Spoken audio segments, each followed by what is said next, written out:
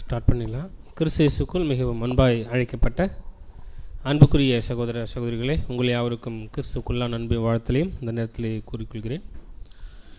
இந்த ஒரு டிஸ்கஷனுக்கு ஆரம்பமாக நம்ம ஜெபித்து இந்த ஒரு கூடி ஆரம்பிக்கலாம். நம்முடைய அன்பு சகோதரர் கந்தசாமி அவர்கள் ஜெபிக்கும்படி அன்போடு கேட்டுக்கொள்கிறேன்.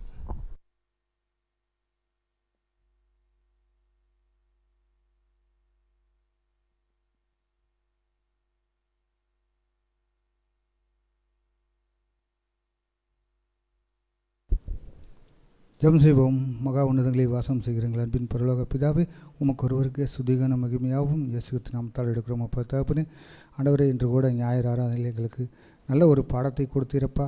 இந்த டிஸ்கஷன் கூட உங்கள் கரத்தில் ஒப்புக் கொடுக்குறோம்ப்பா. இதை நீங்கள் நல்லபடியாக நடத்தி கொடுத்து வழிநடத்துங்களப்பா. இன்று கூட வந்த சகோதர சகோதரிக்கும் வர சகோதர சகோதரிக்காகவும் வர தடிப்பட்டுக்கிற சகோதர சகோதரிக்காகவும் வெளியூரில் உலகத்திற்காக போய் வரும் வரை அந்த சகோதரர்களுக்காகவும் கூட இருந்து வழிநடத்தி பலப்படுத்துங்களப்பா. நெற்பெரும் ரட்சிகரமான இயேசு கிறிஸ்து நாமத்தால் ஜெபிக்கிறோம் நல்ல பிதாவே.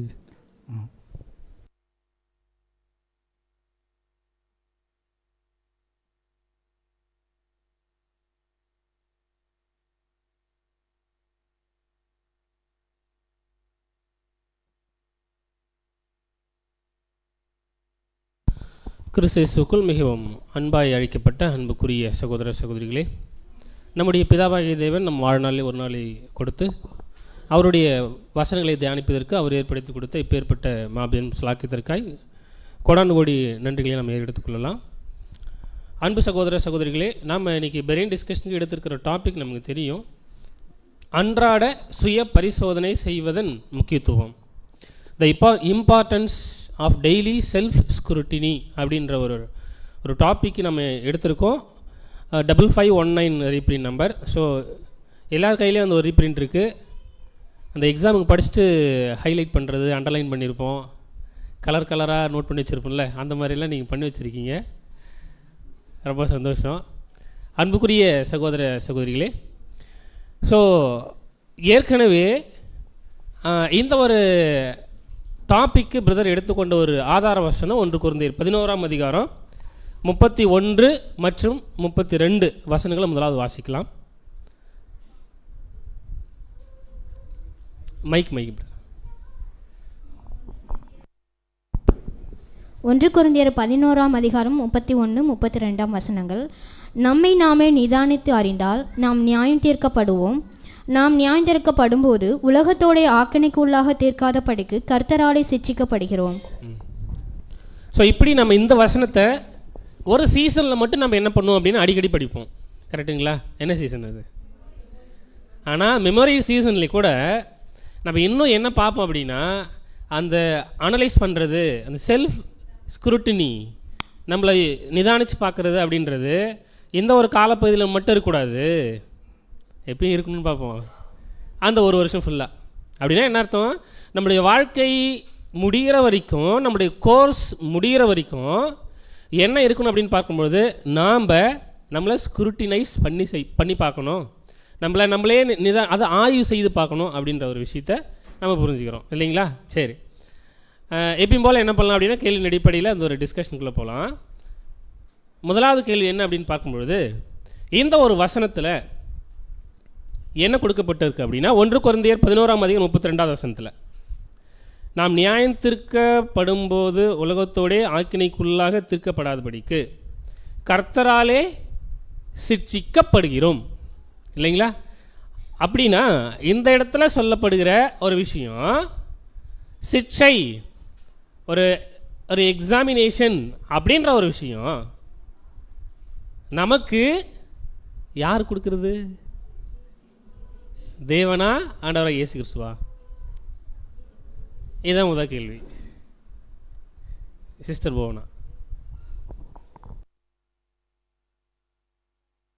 பிதாவாகிய தேவனுக்கு மகிமை உண்டாவதாக. இங்கே நம்ம சிட்சிக்கப்படுகிறோம், கத்தராலே சிட்சிக்கப்படுகிறோம் அப்படின்னு சொல்லியிருக்காங்க. இந்த கத்தர் அப்படின்றது யாருன்னு பார்க்கும்போது நம்ம ஆண்டவராகிய இயேசு கிறிஸ்து அது அடையாளப்படுது.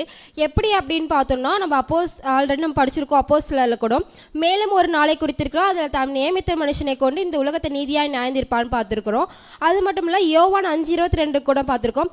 பிதாவானவர் தாமே ஒருவருக்கும் நியாய தீர்ப்பு செய்யாமல் நியாய தீர்ப்பு செய்யும் அதிகாரத்தை முழுவதையும் குமாரனுக்கு ஒப்பு கொடுத்திருக்கிறார்ன்ற விஷயத்தை நம்ம பார்க்குறோம். ஸோ அப்படி இருக்கும்போது இந்த இடத்துல வந்து பிதாவாகிய தேவன் தன்னை ஒரே ஒரு பேரான குமாரனை கிட்ட எல்லா விஷயத்தையும் கொடுத்து ஒப்படைச்சிட்டாரு. ஸோ அப்படி இருக்கும்போது ஆண்டவராகிய இயேசு கிறிஸ்து மூலியமாக தான் நம்ம நியாயம் தீர்க்கப்படுறோம் அப்படின்ற விஷயத்தை பார்க்குறோம். Thank you sister. ஸோ வசனத்தை நம்ம சகோதரி ஷேர் பண்ணாங்க. இப்போ என்ன அப்படின்னா, அந்த சிக்ஷை இல்லைங்களா, அந்த ஒரு ட்ரையல்ஸு இது யார் கொடுக்குறாங்க அப்படின்னு பார்க்கும்பொழுது ஆண்டவராகிய இயேசு கிறிஸ்து இல்லைங்களா. ஆனால் இந்த நம்ம வசனத்தில் ரொம்ப கிளியராக பார்க்குறோம், உலகத்தோடு நாம் நியாயத்திற்கப்படாத, அதாவது நாம் நியாயத்திற்கப்படும் போது உலகத்தோடே ஆக்கினிக்குள்ளாக தீர்க்கப்படாதபடிக்கு யாரால் நாம் இங்கே சிக்ஷிக்கப்படுகிறோம் அப்படின்னா கர்த்தரால் இல்லைங்களா. இன்றைக்கி கூட நம்ம ஒரு பாடம் பார்த்தோம், மல்கியா வசனத்தில் படித்தோம் இல்லைங்களா. அவர் வந்து பொண்ணை பொன் அந்த ஒரு வெள்ளி உண்மையாகவே தெய்வீக உணர்ச்சித்து வர்றவங்களையும் சரி, சத்தியத்தையும் கிளியராக எடுத்து இயேசு கிறிஸ்து ரொம்ப அழகாக கொடுக்குறாரு.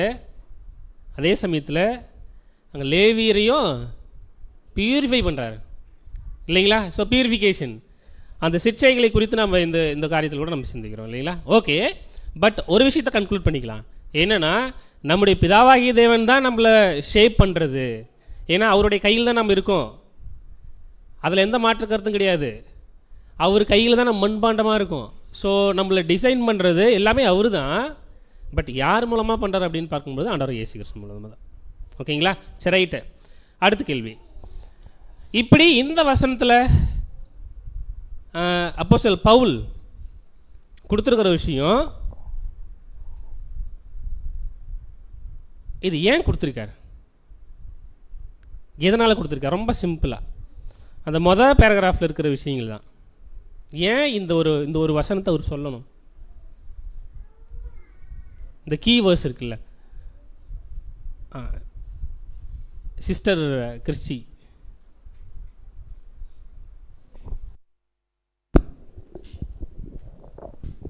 ஏன் அப்போஸ்தலர் இந்த வசனத்தை இப்படி கூறுறான்னு பார்த்தா, நாம் வந்து தேவனுடைய பிள்ளைகள். நம்ம தேவன் விரும்புவது என்னன்னா, நாம் ஒவ்வொரு தேவனுடைய பிள்ளைகளும் நம்மளை நிறைய பரிசோதனை பண்ணிக்கணும், நம்மளே நாமளே நிதானிச்சுக்கணும், நம்மளே ஆராய்ந்து பார்க்கணும். அப்படி நம்மளை ஆராய்ந்து பார்த்தா கர்த்தருடைய கரங்களில் நம்ம விழாமல் இருக்கலாம். கர்த்தர் நமக்கு நியாயத்தீர்ப்பு கொடுக்காமல் இருப்பார். நமக்கு நம்மளே சில தண்டனைகளை கொடுத்து கொள்ளும்போது கர்த்தருடைய கரங்களை நம்ம விழாமல் இருக்கலாம். அந்த கர்த்தருடைய கரங்களை விழுறது மிகவும் பயங்கரமாக இருக்கும். அதை தாண்டி அவ தப்பிச்சு கொள்றதுக்காக தான் கர்த்தருடைய கரங்களை விழாமல் நம்மளே நிதானித்து பார்க்கும்போது நம்ம தப்பிச்சு கொள்ளலான்றதுக்காக தான் அதை சொல்கிறேன். தேங்க்யூ சிஸ்டர், நல்ல அருமையான பாயிண்ட்டு. அடுத்து அடிஷ்னலாக பாயிண்ட் ஆட் பண்ணுறோம். சிஸ்டர் சொல்லுங்கள்.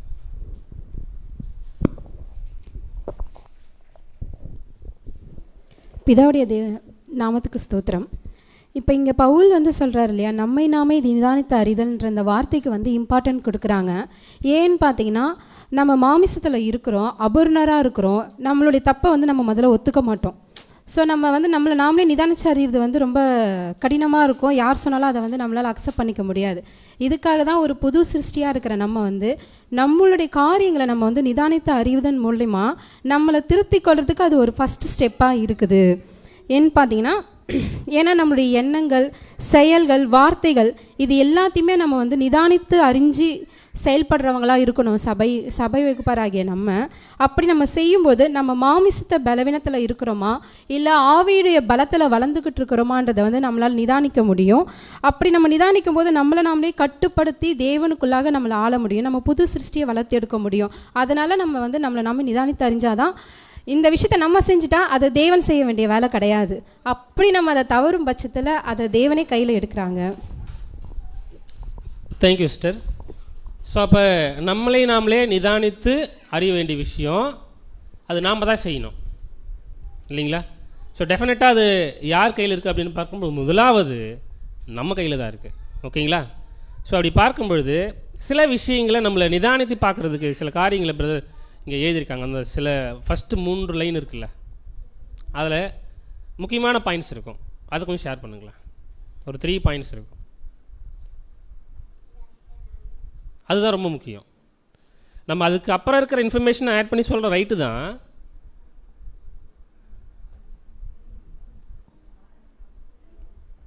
சிஸ்டர்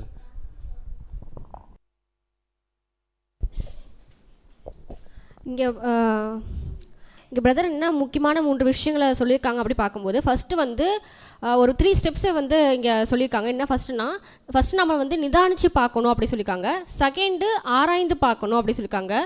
அப்புறம் தேர்டு பார்த்தோன்னா சரி செஞ்சு கொள்கிறோன்னு சொல்கிறாங்க. இந்த 3 ஸ்டெப்பையும் நம்ம கரெக்டாக ஃபாலோ பண்ணோம் அப்படின்னா கண்டிப்பாக நம்ம வந்து அந்த நம்மளை கரெக்டாக நிதானித்து அதுக்கப்புறம் அதுக்குள்ளே நம்ம நிதானித்து பார்க்கும்போது நமக்குள்ளே என்னென்ன விஷயங்கள் இருக்குது, நம்ம இதெல்லாம் சரி செஞ்சுக்கணுன்றதை ஆராய்ஞ்சு பார்க்கும்போது அதை நம்ம செயல்பாடுற முறையில் கொண்டு வரும்போது அது நம்ம தேவனுடைய நியாய தீர்ப்புக்குள்ளாக நம்ம போக மாட்டோம் அப்படின்றது எனக்கு புரிஞ்சுது. Thank you sister. ஸோ ரொம்ப அழகான 3 பாயிண்ட்ஸு. அது என்ன அப்படின்னு பார்க்கும்பொழுது, நாம் நம்மையே முறையாக நிதானித்து அறிந்தோமானால், ஸோ ரொம்ப ப்ராப்பராக என்ன செய்யணும்னா நம்மளை நாமளே நிதானித்து பார்க்கணும் அப்படின்ற ஒரு point, properly criticise our self. வித்தியாசம் இருக்குங்களா? ப்ராப்பர்லி கிரிட்டிசைஸ் அவர் செல்ஃப், நம்மளை நாமளே நிதானித்து பார்க்குறோம் அப்படின்னு சொல்லிட்டு ஒரு விஷயத்தை இங்கே தமிழ் டிரான்ஸ்லேஷனில் பார்க்குறோம் இல்லைங்களா? ஆனால் பிரதர் அவருடைய வரிகள் அவர் எழுதும்பொழுது எப்படி எழுதியிருக்காருன்னா, நம்மளை நாமளே என்ன பண்ணணும், முதல்ல கிரிட்டிசைஸ் பண்ணிக்கணும். கிரிட்டிசைஸ்னால் என்ன சிஸ்டர்? திறனாய்வு, ஆய்வு செய்கிறது இல்லைங்களா, பகுத்து பார்க்குறது. ஸோ இப்படி இதை நம்ம செய்யணும். ரெண்டாவது, examine our self, correct our self, நம்மளை நாமளே சரி பண்ணிக்கணும் இல்லைங்களா? 3 விஷயத்தையும் எப்படி பண்ணணும்னு பிரதர் இங்கே எழுதியிருக்காரு. இந்த 3 விஷயத்தையும் இது எப்படி பண்ணணும்னு பிரதர் எழுதியிருக்காரு. இதுக்கு தான் கேள்வி அடுத்து சொல்லுங்கள். இது எப்படி பண்ணணும்? நம்மளை நாமளே நிதானிச்சுக்கணும். அதான் அதை நம்மளை எப்படி நிதானித்து பார்க்குறது, அது முக்கியமான சில விஷயங்களை நம்ம எடுத்து பார்க்க போகிறோம். இந்த 3 விஷயத்தை குறித்து அப்படியே இதை கம்பேர் பண்ணி,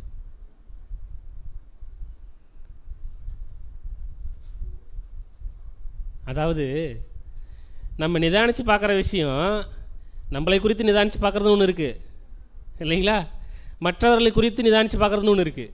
2 விஷயம் இருக்குது. ஸோ இப்போ நம்மளை குறித்து நிதானித்து பார்க்கணும் அப்படின்னா இங்கே எப்படி கொடுத்துருக்காரு அந்த வார்த்தைகளை, நம்மளை நாமளே ஜட்ஜ் பண்ணிக்கணும் அப்படின்னா அந்த வார்த்தைகள் எப்படி ஜட்ஜ் பண்ணுறது, அதுதான் கேட்குறேன். எப்படி அதை நம்ம ஜட்ஜ் பண்ணுறது, இப்போ பண்ணிக்கிறது?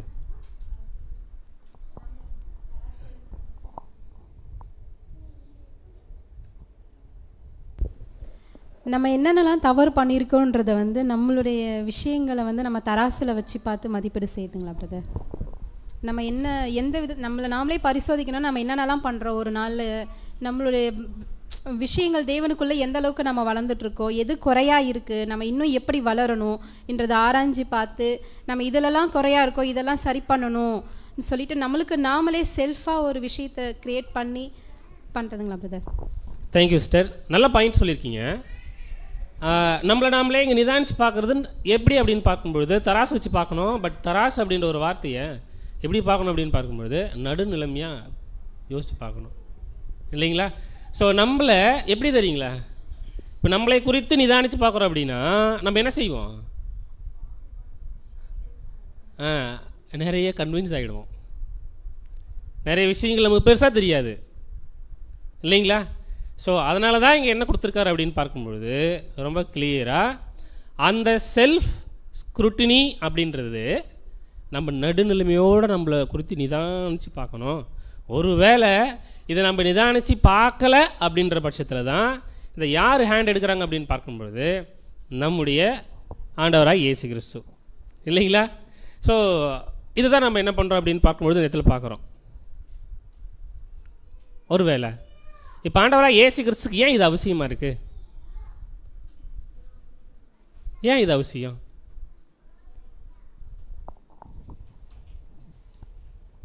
ஏன் அவசியம் இது அவருக்கு சிஸ்டர் சிவசக்தி?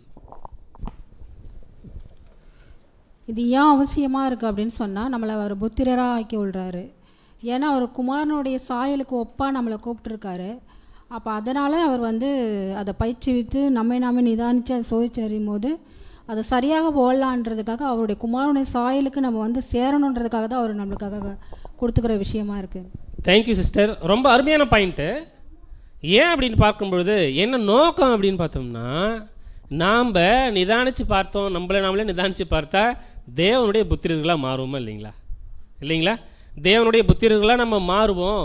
ஒருவேளை நம்ம அந்த தவறுகள் செய்யும் பொழுது நம்மளை நிதானிக்காமல் விட்டுட்டோன்னா, இயேசு கிறிஸ்து அதை ஏன் ஹேண்ட் எடுக்கிறாருன்னா, நம்ம இருக்கிறது வந்து ஸ்கூல் ஆஃப் கிரைஸ்ட், கிறிஸ்துவனுடைய பள்ளியில் பயின்றுட்டு இருக்கோம் இல்லைங்களா? பள்ளியில் படிச்சுட்டு இருக்கப்போ என்ன நடக்கும் அப்படின்னு பார்க்கும்பொழுது, ஆண்டவரை இயேசு கிறிஸ்து தான் டீச்சர், அவர் தான் சிக்ஷை கொடுக்குறவர். ஒரு வேளை மாணவன் சரியாக அவர் சொல்கிற பேச்சு கேட்கலன்னு என்ன பண்ணுவார் இல்லைங்களா? ஸோ அவரே எடுத்து அதை நிதானிக்க ஆரம்பிச்சிருவார் நம்மளை பற்றி. ஸோ அன்பான சகோதர சகோதரிகளே, இது ஒரு சின்ன ஒரு ஒரு இன்ட்ரொடக்ஷனாக பிரதருங்க எழுதியிருக்காங்க. ஓகேங்களா? அடுத்து பாயிண்ட் வைஸ் பார்க்க போகிறோம். நம்ம பாயிண்ட் வைஸ் சொல்லலாம். எப்படின்னா, செல்ஃப் ஸ்க்ரூட்டினைஸ் அப்படின்ற ஒரு விஷயம், ஸ்க்ரூட்டினிட்டி அப்படின்ற ஒரு விஷயம் நம்ம எஸ்எஸ் அப்படின்னு எடுத்துப்போம். ஈஸியாக சொல்கிறதுக்கு SS1, SS2, SS3 அப்படின்னு கொஞ்சம் ஈஸியாக இருக்கும்ல. ஸோ அதனால் SS1 நம்ம பார்க்கலாம். இப்படி SS1 அதுதான் அடுத்த கொஸ்டின். இதில் நம்ம எப்படி பார்க்க போகிறோம் அப்படின்னு பார்க்கும்போது, ஆண்டவராக இயேசு கிறிஸ்து அவர் சிக்ஷையை கொடுப்பதன் நோக்கம் என்ன, ஏன் அவசியம்னு பார்த்துட்டோம். முன்னாடி என்ன நோக்கம்? பிரதர் ஃபெலிக்ஸ் அக்கா சொல்லுங்கக்கா. இப்போ இயேசு கிறிஸ்து ஏன் அந்த சிச்சையை நம்மளுக்கு தராரு அப்படின்னாக்கா, நம்ம வந்து இந்த உலகத்தோட ஒரு ஆக்கினைக்குள்ளாக தீர்க்காத படிக்க அப்படின்னாக்கா, உலகத்துக்குன்னு ஒரு ஆக்கினை தீர்ப்பு இருக்குது. எப்படின்னாக்கா, அது வந்து லிட்டில் சீசனில் வந்து தேவன் அவர்களுக்குன்னு ஒரு ஆக்கினை தீர்ப்பு அங்கே வந்து வச்சுருக்கிறாரு. அப்படிப்பட்ட ஆக்கினை தீர்ப்பு வந்து நம்மளுக்கு வந்துடக்கூடாது அப்படின்றதுக்காக, ஏன்னா இப்போவே நம்மளுக்கு வந்து நியாய தீர்ப்பு ஒரு காலம் நடந்துக்கிட்டு இருக்குது. அதனால் நம்ம அந்த ஆக்கினை தீர்ப்புக்குள்ளே போயிடாத படிக்கு அதுக்காக நம்மளை என்ன பண்ணுறாருனா சிச்சித்து அந்த சிச்சையை நம்மளுக்கு கொடுத்து என்ன பண்ணுறாருனாக்கா நம்மளை வந்து அதன் மூலம் வழி நடத்துகிறாரு. Thank you sister. ஃபெலிக்ஸ் அண்ணா.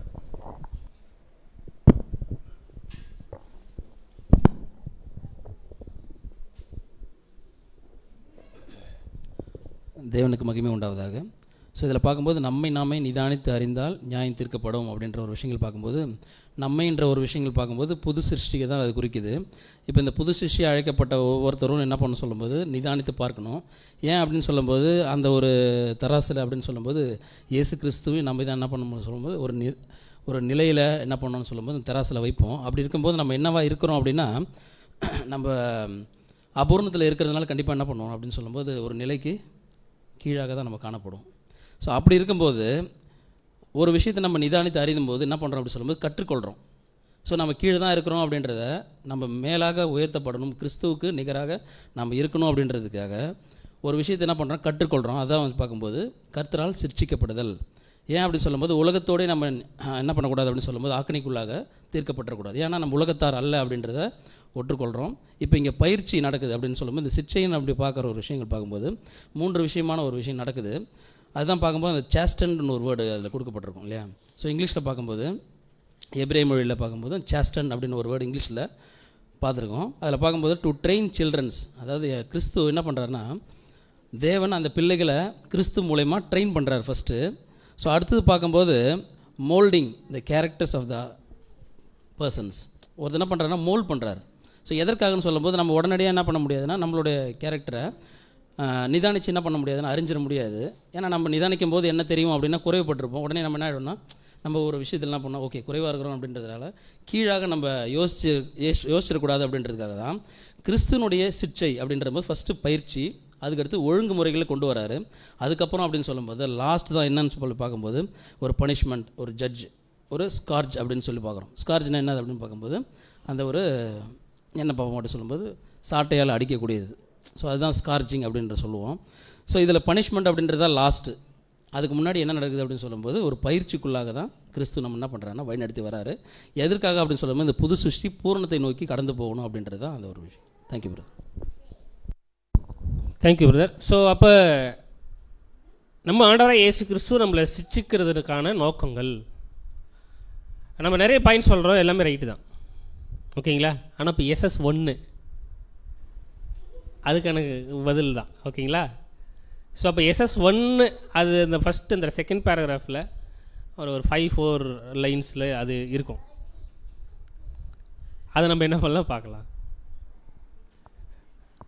Sister Christie.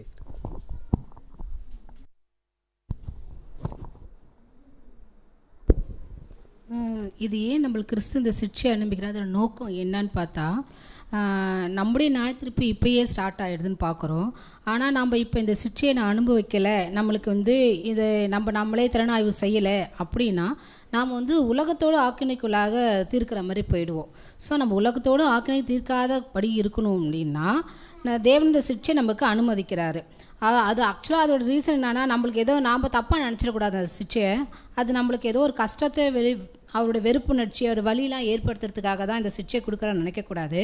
மாறாக நம்ம உலகத்தோடு ஆக்கினையை தீர்க்காத படிக்கு தான் நம்ம செல்ஃப் ஸ்க்ரூட்டனைசிங் பண்ணணும் அப்படின்ற மாதிரி அவர் சொல்கிறாரு. அது எப்படிலாம் எதெல்லாம் செய்யணும்னா, எதன் அடிப்படையில் செய்யணும்னா அவருடைய நீதி, அன்பு, இரக்கம், அன்பு இவற்றின் மூலம் நம்மளோட வார்த்தைகள், செயல்கள், நம்ம கிரிகைகள், எண்ணங்கள் இதெல்லாம் நல்லா ஒரு ஜட்ஜ் பண்ணி நாமே செல்ஃப் அனலைஸ் பண்ணிக்கணும் அப்படின்றது ஒரு நோக்கமாக இருக்குதுன்னு சொல்கிறாரு. Thank you sister. அப்போ SS1 எடுத்துட்டோம். பிரதர் அருணகிரி அவர்கள்.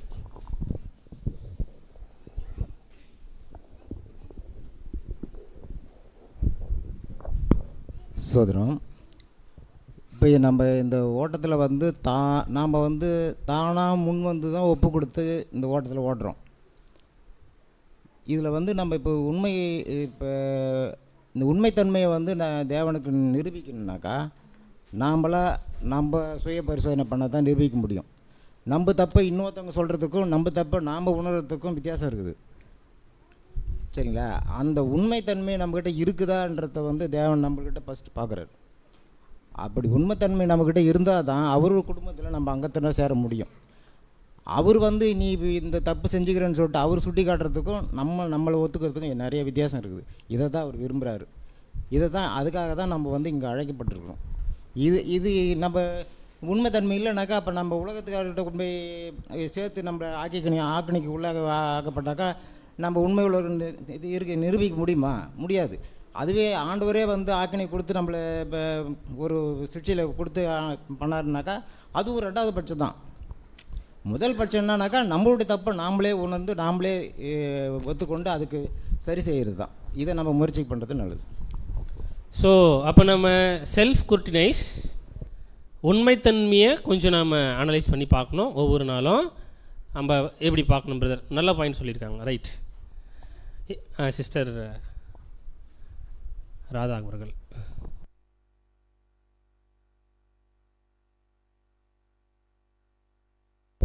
ஸ்தோத்திரம். சிருஷ்டிகத்தின் நோக்கம் என்னன்னாக்கா, இன்னொரு பாயிண்ட் சொல்லணும்னா, தம்முடைய பரிசுத்தத்துக்கு நாம் பங்குள்ளவர்களாகும் பொருட்டு அந்த சிற்சையை பற்றி எபிரேயரில் சொல்லும்போது ஒரு வசனம் வரும். தம்முடைய பரிசுத்தத்தை, அவருடைய இயேசு கிறிஸ்து எப்படி பரிசுத்தமாக இருக்கிறாரோ, அந்த ஃபேமிலி எப்படி பரிசுத்தமாக இருக்குதோ அதில் நம்மளும் ஒரு பங்கு பெறணுன்றதுக்காக வேண்டியே கொஞ்ச காலம் நம்ம சிரிச்சிக்கிறாரு. Thank you sister.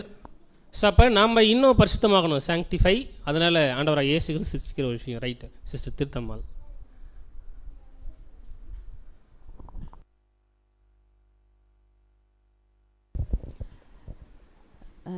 கர்த்தருடைய தரப்பிலான அந்த சிச்சையினுடைய நோக்கம் என்னென்னா, அதே எபிரேயரில் 12ஆம் அதிகாரத்தில் பார்த்தீங்கன்னா 5ஆம் வசனத்துலேருந்து அப்படியே கண்டினியூவாக பேசியிருப்பாங்க அந்த சிச்சையை பற்றி. யார்கிட்ட தேவன் அன்பு கூறுறாரோ, ஸோ ஏன்னா அவர் ஏற்கனவே வந்து நம்மளை எப்படி அவருடைய குடும்பத்தில் நம்மளை சேர்த்துருக்காரு, அவரோட புத்திரரை ஆக்கியிருக்காரு. ஸோ நம்ம கிரைஸ்ட் ஆஃப் ஸ்கூலில் தான் படிக்கிறோம். நம்மளோட மூத்த சகோதரர் யார் பார்த்தா இயேசு கிறிஸ்து. அவரால் தான் நம்ம பயிற்றுவிக்கப்படுறோம். ஸோ அப்படி இருக்கிற பட்சத்தில் நமக்கு ஏன் அந்த சிச்சையை தேவன் வந்து அனுமதிக்கிறார், நோக்கம் என்னன்னு பார்த்தா, தேவன் வந்து நம்ம இடத்துல அன்பு கூறுறாரு. அன்பு கூர்ந்ததுனால தான் நம்ம அந்த சிச்சை நமக்கு கிடைக்காம இருந்ததுன்னு வச்சுக்கோங்களேன், நம்ம வேசின் பிள்ளைகளாக இருப்போம். அந்த வசனத்தில் அப்படியே தொடர்ந்து நீங்கள் படிச்சிங்கன்னா அப்படி தான் விளக்கம் இருக்கும். அப்போ நம்மளது சிச்சிக்கிறாருன்னும் போது தேவன் நம்ம இது அன்பு வச்சிருக்கிறார். ஏன் அந்த அன்பு கூடனா நம்மளோட நடக்கை. ஏன்னா தேவன் வந்து நிறைய நீதியின் கொள்கைகள் நிறைய கொடுத்துருக்கிறாரு. அவரோட நீதி, அவரோட கருணை, அவரோட இரக்கமுள்ளவருக்கு இரக்கமுள்ள நியாய தீர்ப்பு கிடைக்கும். அது மாதிரி நிறைய விஷயங்கள் அன்பு பற்றி நம்ம நிறைய பார்க்குறோம். ஸோ நம்மளுடைய சொந்த நடக்கை, இது வசனமே என்ன கொடுத்துருக்காங்கன்னா, நாமே நம்ம நிதானித்திருந்தால் நம்ம நியாயத்திற்கப்படுவோம். ஸோ நம்மளுடைய சொந்த நடக்கை என்ன, எப்படி இருக்குது அப்படிங்கிறத நம்ம யோசிக்கணும், பரிசோதிக்கணும், நிதானிக்கணும். அதே மாதிரி நம்மளோட வார்த்தை, ஸோ மற்றவங்களை காயப்படுத்தக்கூடியதாக இருக்குதா அப்படிங்கிறது. ஏன்னா நம்ம வார்த்தைகள் எப்படி இருக்கணும் அப்படின்னும் போது கிருபை பொருந்தினதாக இருக்கணும், உப்பால் சாரமேனதாக இருக்கணும், நம்ம வசனங்கள்லாம் பார்த்துருக்கோம். ஸோ நம்ம வார்த்தை எப்படி இருக்குது, நம்ம பேசுகிற வார்த்தை மற்றவங்களை காயப்படுத்தக்கூடியதாக இருக்குதா, இல்லை அவங்கள பேசுகிறபடி தூண்டுற மாதிரி இருக்கா அப்படிங்கிறதையும் நம்ம செல்ஃப் அனலைஸ் பண்ணணும். நம்மளோட எண்ணங்கள், நம்ம நிறைய சிந்தனைகள், ஏன்னா வெளியில் நம்ம நிறையா காரியங்கள் கிரியைகள் காண்பிப்போம், ஆனால் நம்ம எண்ணங்கள் எப்படி இருக்குன்றது நம்ம தேவனுக்கு மட்டும் தான் தெரியும். ஸோ அதையுமே நம்ம திறனாய்வு செய்து நிதானிக்கக்கூடியவங்களாக இருக்கணும் அப்படிங்கிறத ஷேர் பண்ணிக்கலாம். Thank you sister. ஸோ இப்படி பார்க்கும்பொழுது அந்த SS1 ரொம்ப நிறைய பாயிண்ட் நம்ம இதில் ஷேர் பண்ணியிருக்கோம். பிரதர் இங்கே கொடுத்துருக்கிற விஷயங்களை நம்ம படித்து பார்த்தோம் அப்படின்னா, தேவனுடைய வசனத்தில் கொடுக்கப்பட்டுள்ள கொள்கைகளாகிய நீதி, ரெண்டாவது கருணை, இரக்கம், அன்பு, இவற்றின் மேலே நம்ம டெய்லி திறனாய்வு செய்கிறோமா? இது ரொம்ப முக்கியமான விஷயம். அப்போ நீதி நம்ம செய்யறதுனா அது என்ன அர்த்தம்? பொன்னான பிரமாணத்தை கடைபிடிக்கிறது. அன்பு, அகாப்பே லவ், ஜீவனை கொடுக்குற ஒரு விஷயம், எதிரியை நேசிக்கிற ஒரு காரியம் இல்லைங்களா? ஸோ எப்படி நம்ம, அதாவது இரக்கம் காண்பிக்கிற ஒரு விஷயம், இதெல்லாம்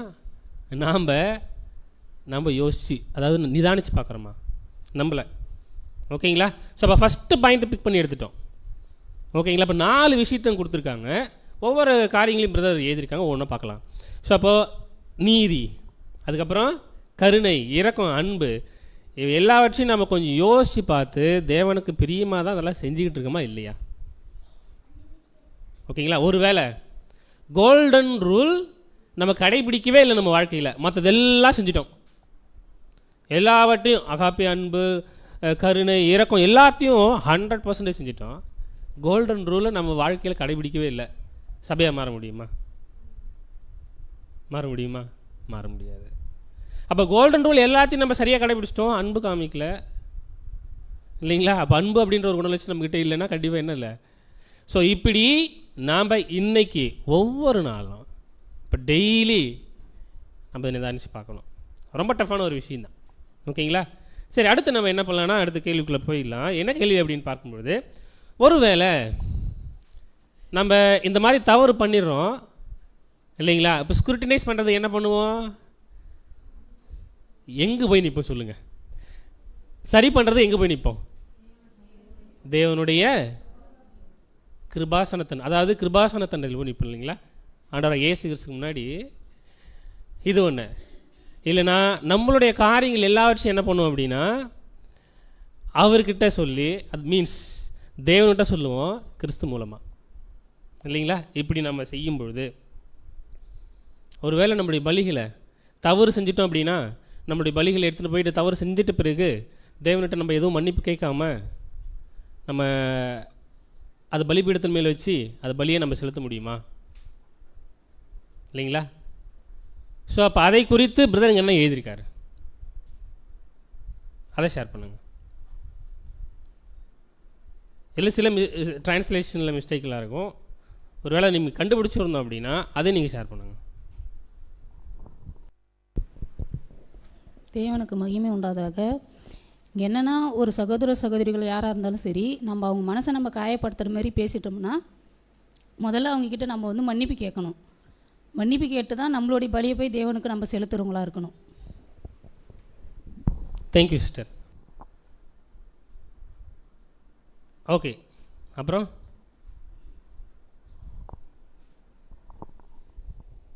இன்னும் அந்த லாஸ்ட் செகண்ட் பேராகிராஃப்லேயே லாஸ்ட் ஒரு 5-6 லைன்ஸில் ரொம்ப கிளியராக இருக்கும் அந்த காரியத்தை நம்ம ஷேர் பண்ணுவோம். ஒவ்வொரு வார்த்தைகளையும் இதில் இருக்கிறது முக்கியம்தான். சிஸ்டர் கஸ்தூரி.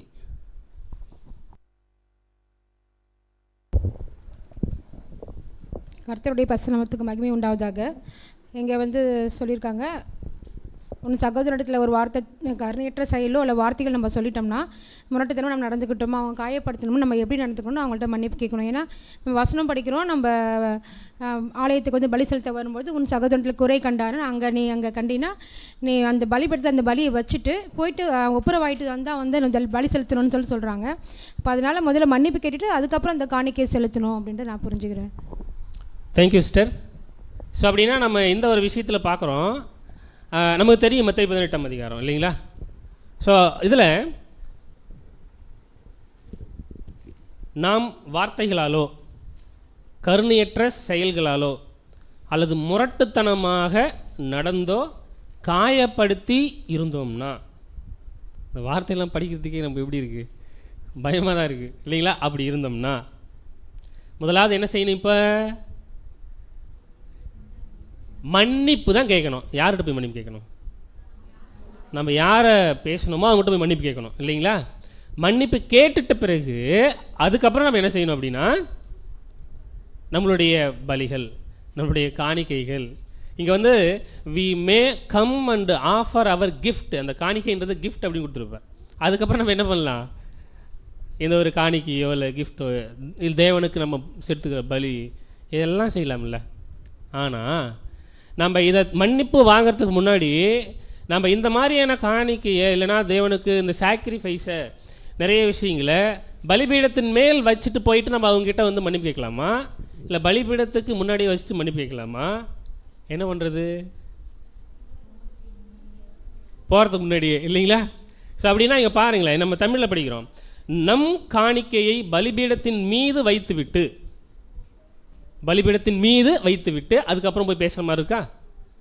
ஆனால் இங்கே இங்கிலீஷில் எப்படி இருக்கும் அப்படின்னு பார்த்தோம்னா ரொம்ப அழகாக இருக்குது இந்த இடத்துல. we find that we have done wrong, we should leave our gift before the altar.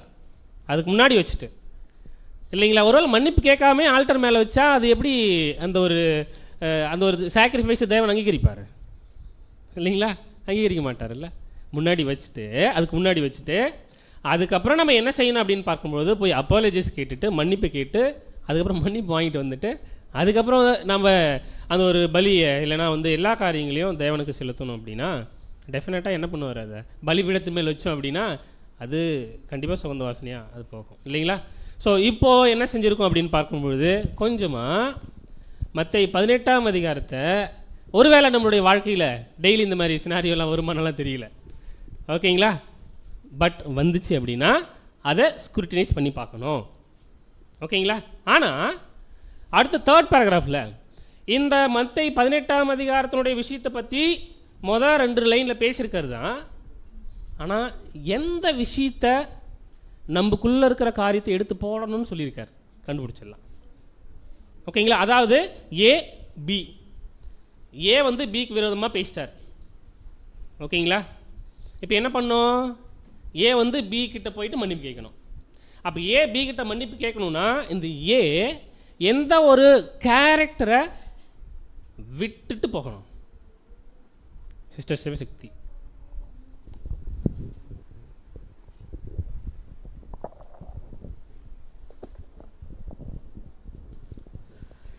First நம்ம போயிட்டு சகோதரன்ட்ட ஒப்புரவாகிட்டு தான் வந்து காணிக்கை செலுத்தினா தான் அந்த காணிக்கை ஏற்றுக்கப்படும்னு சொல்கிறாங்க. இங்கே என்ன சொல்கிறாங்கன்னா, அது மாதிரி என்னால் செய்ய முடியல, நான் ஒரு நான் தவறு செஞ்சிட்டேன், அப்படி நான் செஞ்சிடக்கூடாது தான், ஆனால் பார்க்குறேன், நான் மாற்றிக்கிறேன் அப்படின்னு சொல்கிறதுக்கு வந்து ஒரு விஷயம் எப்படின்னா, இந்த வசனத்துக்கு நம்ம கீழ்ப்படியல, அந்த வசனமே ஒத்து போகாது. ஏன்னா அப்போஸ்தலர் கூடிக்கிற இந்த வசனம் நம்மை நான் நிதானித்தறிந்ததான் நியாயந்தீர்க்கப்பட மாட்டேன்னு சொல்கிறோம். ஆனால் அந்த அபூர்ணம் தான் சொல்லியிருக்காங்க. அந்த அபூர்ணத்தை சரி பண்ணிட்டு தான் வந்து நீங்கள் சரியாகணும்னு தான் நம்மளை வந்து சபையை அழைச்சிருக்காங்க. ஆனால் நான் அபூர்ணம் தான், என்னால் அதை செய்ய முடியாது அப்படின்ற ஒரு விஷயத்த வந்து அவங்க முன்வைக்கிறாங்கன்னா வசனத்துக்கு அவங்க கீழ்ப்படியல அப்படின்றத புரிஞ்சுக்கிட்டோம். Thank you sister. ஓகே, இதில் அடிஷ்னலாக பாயிண்ட்ஸ் ஆட் பண்ணுறீங்களா? அந்த ஏ அவருக்குள்ளே என்ன கேரக்டரை அவர் வெளியே எடுக்கணும். அவர் எடுத்தாருன்னா பி கிட்ட போய் பேசுவார். சிஸ்டர் ராதா.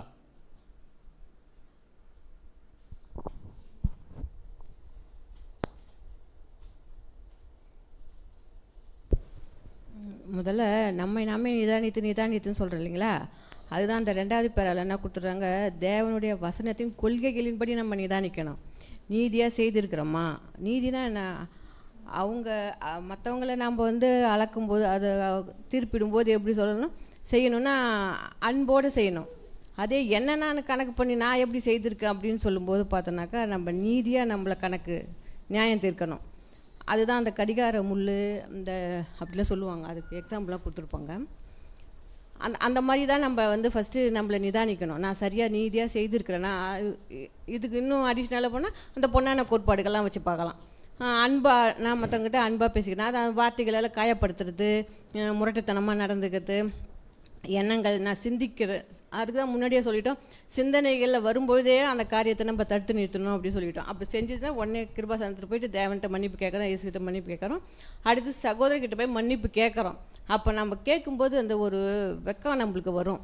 தப்பு செஞ்சுட்டு மன்னிப்பு கேட்கும்போது இப்போது ஹாய் பாய்ன்னு சொல்கிற மாதிரி மன்னிச்சிடுங்கன்னு சொல்லிட்டு வர்றதில்ல, நம்ம ஒரு சகோதரர்கிட்ட போய் மன்னிப்பு கேட்கும்போது நம்மளுக்கு ஒரு வெக்கம் வரும். அதுதான் அந்த நடைமுறை. அந்த நடைமுறையில் நம்ம அப்படி செய்யும்போது நம்மளுக்கு எப்படி இருக்கும்னா, நான் இப்படி செய்திருக்கக்கூடாது, நான் செய்துட்டேன் அப்படின்றது தான் அதை நீதியாக நம்ம அன்போடு அவங்கள வந்து கனெக்ட் பண்ணுறது.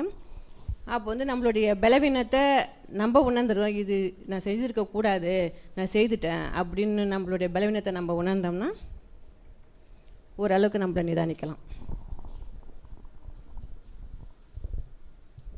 Thank you sister. Okay, sister.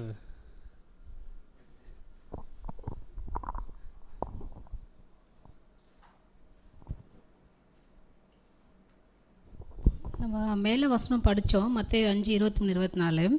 உன் காணிக்கையை செலுத்தும் போதும் சகோதரன்ட்ட ஒப்புரவாகி விட்டு வந்து மன்னிப்பு கேட்டுட்டு உன் காணிக்கையை செலுத்துன்னு. ஆனால் சில நேரத்தில் நம்ம என்ன செய்வோம், அந்த மன்னிப்பு வந்து கேட்க மாட்டோம். நம்ம என்ன சொல்லுவோம், நான் அபூர்ணேன், நான் சரியாக தான் செய்யணும்னு நினச்சேன், நீதிலாம் ஆனால் என்னால் செய்ய முடியல அப்படின்னு சொல்கிறோம். பட் அப்படி இந்த திறவுகள் வசனம் நமக்கு இது அப்படி சொல்லலை. உடனே நீ எது இருந்தாலும் இதாச்சு ஆராய்ந்து பாரு அப்படி தான் சொல்லுது.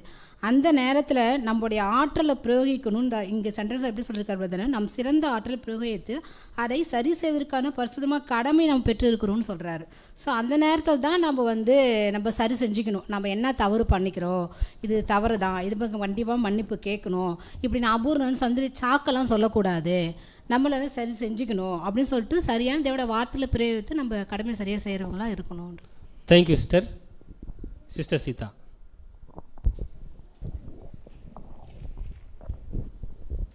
இந்த சகோதரிகள் எல்லாமே எல்லாம் பாயிண்ட்ஸும் கொடுத்துட்டாங்க. அதில் அடிஷ்னலாக ஒரே ஒரு பாயிண்ட்டு, இப்போ வந்து நம்ம நிதானித்து பார்க்குறோம் இல்லைங்களா, நம்ம இதை தப்பாக இதை நான் வந்து தெரியாமல் செஞ்சுட்டேன், தெரியாமல் செஞ்சுட்டேன்னு நம்ம சொல்லும்போது அதுக்கு வந்து ஒரு சாக்கு சொல்கிற மாதிரி தான் இருக்குது. ஏன்னா தேவன் வந்து எல்லா விஷயத்தையுமே நம்மளுக்கு ஓப்பனாக அவருடைய திட்டத்துலேருந்து இது இப்படி தான் நடக்கணும், இது இப்படி தான் நீங்கள் கீழ்ப்படியணுன்ட்டு எல்லாத்தையுமே ஓப்பன் டாக்கவே தேவன் சொல்லி கொடுத்துருக்காரு. அப்போ வந்து நம்ம அதை வந்து என்ன பண்ணுறோன்னா ரியலைஸ் பண்ணிவிட்டு இதை நான் தப்பாக செஞ்சுட்டேன்னு நம்ம அதை சொல்லக்கூடாது. ஏன்னா தேவன் நம்மளுக்கு பரிசுத்த ஆவியை கொடுத்துருக்காரு. அதை வச்சு நம்ம ஸ்பெஷலாக அந்த பரிசுத்த ஆவியை வச்சு நம்ம இன்னும் என்ன சரி பண்ணணுன்றதை வந்து சரி பண்ணிவிட்டு நம்ம போய் வந்து சமாதானம் பண்ணிக்கணும். Thank you sister. ஸோ இப்படி நம்ம நிறைய பாயிண்ட் சொல்கிறோம். வேறு ஏதாவது இந்த பிரதர் ஃபெலிக்ஸ் அவர்கள்.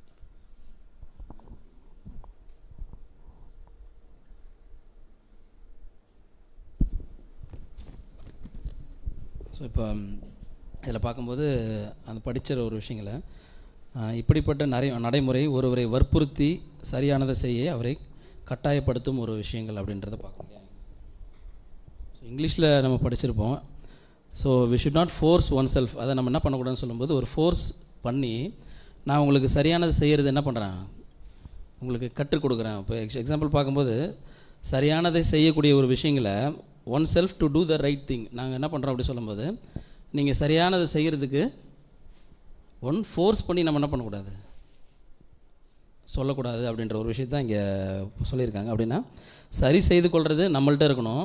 இன்னொருத்தவங்களை சரி செய்வதற்காக நான் என்ன பண்ணக்கூடாதுன்னா ஒரு ஃபோர்ஸ் பண்ணக்கூடிய ஒரு விஷயங்கள், நீங்கள் சரி செய்ததுக்கு இப்படி நான் வழிமுறைகளை ஏற்படுத்தி கொடுத்துக்கிறேன் அப்படின்றது தான் ஒப்ளிஜிங் அப்படின்ற ஒரு வேர்டு அதில் யூஸ் பண்ணியிருப்பார்.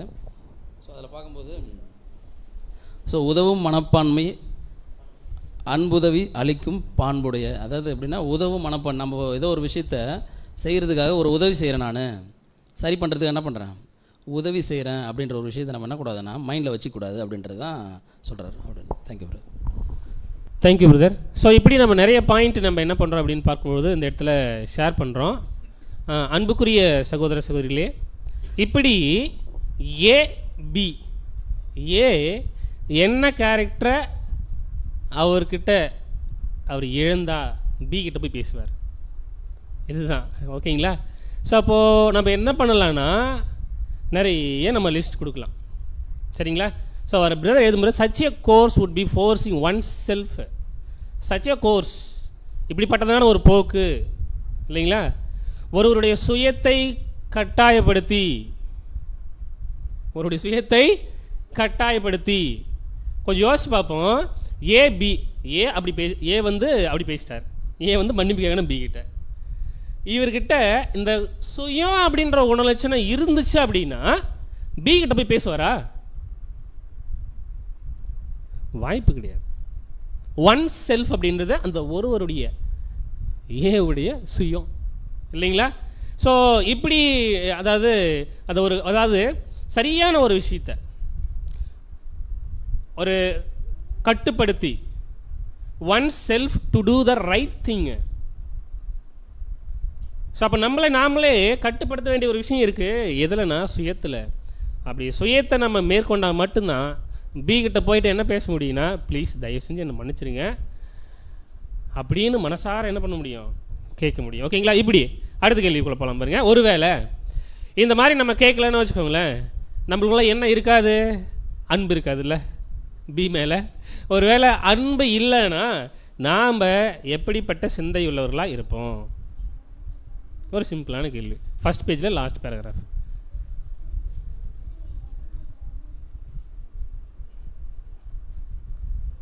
எப்படிப்பட்டவர்களாக இருப்போம், என்ன செய்வோம்?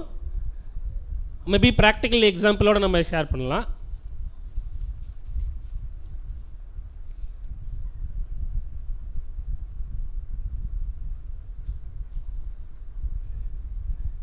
யார் கை தூக்க மாட்டீங்களே, சொல்லுங்கள்.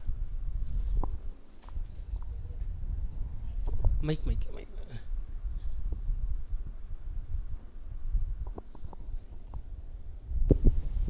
தேவன் நாமம் மகிமைப்படுவதாக. எப்படின்னா இப்போ வந்து ஒரு சகோதரன் மேலே வந்து ஒரு குறை பண்ணிட்டாரு. அப்போ மேற்கூறியது எல்லாமே தெரிஞ்சு அவர் தவறு பண்ணிட்டாருன்னா அந்த தவறை அவர் உணர்ந்த பட்சத்தில் போயிட்டு அந்த சகோதரன்கிட்ட போயிட்டு மன்னிப்பு கேட்குறாரு. அப்படி மன்னிப்பு கேட்கும் போது அவர்கிட்ட வந்து அந்த தாழ்மை என்ற ஒரு உணர்வு வந்து வெளிப்படுது. எப்படின்னா, உன் தேவனாகி கர்த்தரிடத்தில் நியாயம் செய்து இரக்கத்தை சிநேகித்து மன தாழ்மையாக இருப்பதை அல்லவா தேவன் விரும்புகிறார். அப்போ அங்கே அவர் என்ன பண்ணுறாருன்னா, ஒரு மன்னிப்பு கேட்குற குணம், சுயத்தை வெறுத்து மன்னிப்பு கேட்குற குணம் வந்து வெளிப்படுது. அப்போ மன தாழ்மையை காட்டுறாரு. அடுத்த முறை அந்த தவறை அவர் செய்ய மாட்டார் அப்படின்ற ஒரு குறிக்கோளோடு தான் அவர் போய் மன்னிப்பு கேட்கணும். அப்படி அவர் மன்னிப்பு கேட்காம இருக்கிற பட்சத்தில் அவருக்கு என்ன சிந்தை வருதுன்னா, ஒரு கடினமான ஒரு சிந்தை அவருக்குள்ளே உருவாவதை பார்க்குறோம். அப்போ அவருக்குள்ளே வந்து திரும்பி அந்த தேவனுடைய அந்த நீதிக்குட்பட்டதாக இருக்காது, அவருடைய சுயம் அங்கே வெளிப்படுறதா பார்க்குறோம்னு புரிஞ்சு நம்புறது. Thank you sister. ஸோ அப்படின்னா அங்கே சுயம் அப்படின்றது SS2 ஓகேங்களா. அடுத்து SS3க்கு நம்ம போனோம் அப்படின்னா, ஒருவேளை நம்ம அன்பற்றவர்களாக இருந்துட்டோம்னா என்னென்ன குணலட்சணம் நம்மளுக்குள்ளே இருக்கும், நம்ம எப்படி அவங்கள வந்து ஹேண்டில் பண்ணுவோம்? ஒரு ப்ராக்டிக்கலாக ஏதாவது சொல்லு. சிஸ்டர் தனம்.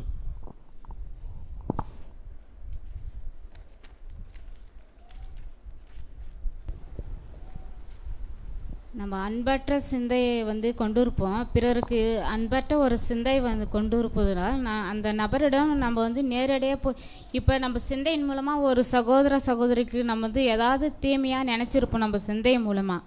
அதை வந்து நம்ம நேரடியாக போய் அவங்கக்கிட்ட சொல்ல முடியாது. ஆனால் சொன்னால் அது இன்னும் வந்து அவங்க மனசை அதிகமாக கஷ்டப்படுற நிலைமையில ஆகிடும். அதனால் நம்ம வந்து நம்மளை நாமே நிதானித்து நம்ம முழுமையாக நம்மளுடைய வாழ்க்கையை நம்ம சீர்தூக்கி பார்க்கணும். நம்ம அப்படி செஞ்சது, அப்படி நம்ம அந்த சகோதரி நினச்சது தவறு அப்படின்னு சொல்லிட்டு நம்மளே வந்து அதை சரி செஞ்சுக்கணும். நமக்கு ஒரு பாடமாக நாம் ஒரு பாடமாக எடுத்து அதை நம்மளை சரி செய்துக்கணும். Thank you sister. ஸோ அப்போ நம்மளை சரி பண்ணிக்கணும், நமக்கு நாமளே அந்த லெசன் கொடுத்துக்கணுன்ற ஒரு விஷயமெல்லாம் நம்ம ரைட். ஓகேங்களா. இப்போ இன்னும் ப்ராக்டிக்கலான எக்ஸாம்பிள்ஸ் கொஞ்சம் பிக் பண்ணி எடுத்து சொல்லுங்கள். நம்ம ஏ அப்படின்னு நம்ம ஒரு எக்ஸாம்பிளுக்கு இருக்கோம். பி கிட்ட போய் பேசுகிறதுக்கு அவ்வளோ சிந்தனை, ஏன்னா என்கிட்ட சுயம் இருக்குது. அந்த சுயத்தை ஸ்குட்டினைஸ் பண்ணி அதை என்னால் வெளியில் தள்ள முடியல. ஓகேங்களா. அப்படி இருக்கும் பொழுது எனக்கு என்னென்ன குணநலட்சணங்கள் இன்னும் இருக்கும்? ஏதாவது ஒரு எக்ஸாம்பிள் நம்ம அதை சொல்லி கூட நம்ம எக்ஸ்பிளைன் பண்ணலாம்.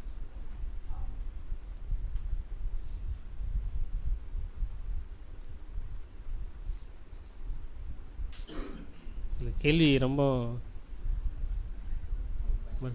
என்ன சொல்கிறேன், ஒரு பாயிண்ட் ஷேர் பண்ணிக்கிறேன். ஒரு வேளை வந்து பார்க்கும்போது அவங்களுக்குள்ள சுயம் இருக்குது, அன்பற்ற நிலையில் போயிட்டு அவங்க போய் பேச போகிறாங்க அப்படின்னா என்ன விஷயம்போது மறுபடியும் என்ன பண்ணுவாங்கன்னு பார்க்கும்போது அவங்க காயப்படுத்துகிற மாதிரி தான் என்னது விஷயங்கள் இருக்கும். போயிட்டு என்ன பண்ண போகிறாங்கன்னா, நீங்கள் இந்த மாதிரிலாம் என்னது செஞ்சீங்க, இந்த மாதிரிலாம் பண்ணீங்க, இந்த இடத்துல இப்படி நடந்துக்கினீங்க, நான் வந்து அதனால தான் அப்படி கூட தன்னுடைய தவறை உணர்ந்து அவங்க என்ன பண்ண மாட்டாங்க, பேச மாட்டாங்க. அவங்க சரியாக இருக்கிற மாதிரி இவங்ககிட்ட சில குறைகள் இருக்கிற மாதிரி தான் அதை என்ன பண்ணுவாங்க, நியாயப்படுத்த பார்ப்பாங்களா கண்டி. அதுதான் பிரதருங்க சொல்லும்போது இன்னும் காரியத்தை மோசமாக்குவது போல் என்னது. அப்போ இந்த மாதிரி சொல்லும்போது அப்போ உண்மையான ஒரு மனமாற்றம் அவங்களுக்குள்ளேயும் என்னது, சுயத்தை என்னது இதுக்கப்புறம் உண்மையான ஒரு அன்பு இல்லாமல் இது பண்ணும்போது இன்னும் பிரச்சனையை வந்து அவங்க என்ன பண்ணுவாங்க, பெருசாக்க கொடுத்து தான் வாய்ப்புகள் இருக்கும். Thank you brother.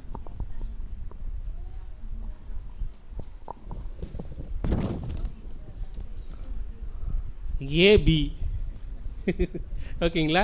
ஏ பி கிட்ட போயிட்டு பேச முடியல, இவர் பண்ண தப்ப மன்னிப்பு கேட்குறதுக்கு இவருக்கு மனசுக்குள்ளே எண்ணம் இல்லை. என்னெல்லாம் இருக்குது அப்படின்னு பார்க்கும்பொழுது சுயநலம் இருக்குது, அன்பற்ற நிலையில் இருக்கார். ஓகேங்களா. இப்படிப்பட்ட குணலட்சணங்கள் இருக்கிறதுனால போய் பேச முடியல. என்ன கேள்வி அப்படின்னா, இந்த சுயநலம் அன்பற்ற நிலை இருக்கு இல்லைங்களா, இது போல் வேறு என்னென்ன குணங்கள் இருந்துச்சு அப்படின்னா பி கிட்ட போய் பேச மாட்டாருன்னு கேட்குறேன். இந்த பெருமை இருந்தாக்கா நான் போக மாட்டேன். பெருமை இருந்துச்சுன்னா போக மாட்டாங்க. ஓகே. அதே நேரம் எனக்குள்ள இந்த அகம்பாவம், பெருமை, அவங்கள பற்றின தாழ்வான குணம் என் மனசில் இருந்தாலும் அப்பயும் நான் அவங்ககிட்ட போயிட்டு மன்னிப்பு கேட்க மாட்டேன். Thank you sister. சொல்லுங்கள் சொல்லுங்கள் சிஸ்டர்.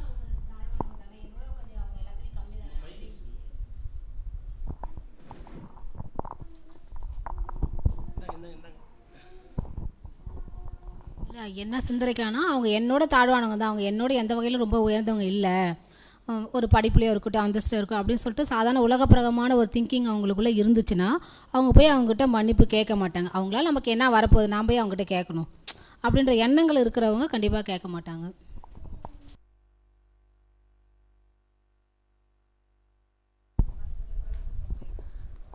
Thank you sister. மற்றவர்களை குறை சொல்லுகிற மைண்டு, சிந்தனை.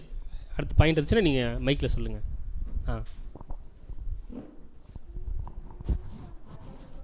மற்றவர்களை குறை சொல்கிற மைண்டு, நான் சரியாக தான் பண்ணேன், நான் தப்பு பண்ணல, நீ தான் தப்பு பண்ணேன்னு சொல்லிட்டு ஆப்போசிட் எதிர்க்க இருக்கவங்களே தான் குறை சொல்கிறது, நம்மளை நம்ம நிதானிக்கிறது கிடையாது. மற்றவர்களே குறை சொல்லிகிட்டு இருக்கிறது இல்லைங்களா. இப்படி எக்ஸட்ரான்னு போட்டோம் அப்படின்னா ஏகப்பட்ட பாயிண்ட் என்ன பண்ணலாம், அதில் ஆட் பண்ணிக்கலாம் இல்லைங்களா. ஸோ அன்பான சகோதர சகோதரிகளே, இப்படி நம்ம இந்த மாதிரியான சினாரியோ நம்முடைய வாழ்க்கையில் வருது அப்படின்னா நம்ம ரொம்ப கவனமாக இந்த விஷயத்தை என்ன பண்ணணும், ஹேண்டில் பண்ணணும் இல்லைங்களா. ஸோ ரைட்டு, ஒருவேளை நம்ம பிறரிடத்தில் இருக்கக்கூடிய அந்த ஒரு முறையான ஒரு நடைமுறைன்னு ஒரு டாப்பிக்கில் எழுதியிருக்கார் இல்லைங்களா, அதுக்குள்ளே இப்போ நம்ம போகலாம். பிரதர் எப்படி இதில் ஒரு விஷயத்தை எழுதியிருக்காரு அப்படின்னு பார்க்கும்போது, ஒருவேளை நான் வந்து தப்பு பண்ணிட்டேன் தான், அதுக்கு முன்னாடி இருக்கிற பேராகிராஃபில் நான் தப்பு பண்ணுறேன், என்கிட்ட சுயம் இருக்குது, என்ன செய்யுதுன்னு தெரில இல்லை, அது சொல்கிறாரு இல்லைங்களா, எழுதியிருக்காரு இல்லைங்களா. எனக்கு தெரியல, என்கிட்ட என்ன இருக்குது, அபூர்ணம் இருக்குது இல்லைங்களா, அபூர்ணம் இருக்குது அப்படின்னு நான் என்ன பண்ணுவோம் அப்படின்னு பார்க்கும்பொழுது நம்மளை யோசித்து பார்ப்போம். இது 1 கொரிந்தியர் 11ஆம் அதிகாரத்துக்கு இசைவானது இல்லை. அப்போ எது இசைவானதுன்னா இப்படிப்பட்ட விஷயங்களை நம்ம நிதானித்து பார்க்கணும். ஓகே, இப்படி நிதானித்து பார்க்கும்பொழுது பிறரிடத்தில் நம்ம வந்துட்டோம் அப்படின்னா ஏபி மன்னிப்பு கண்டிப்பாக கேட்கணும்.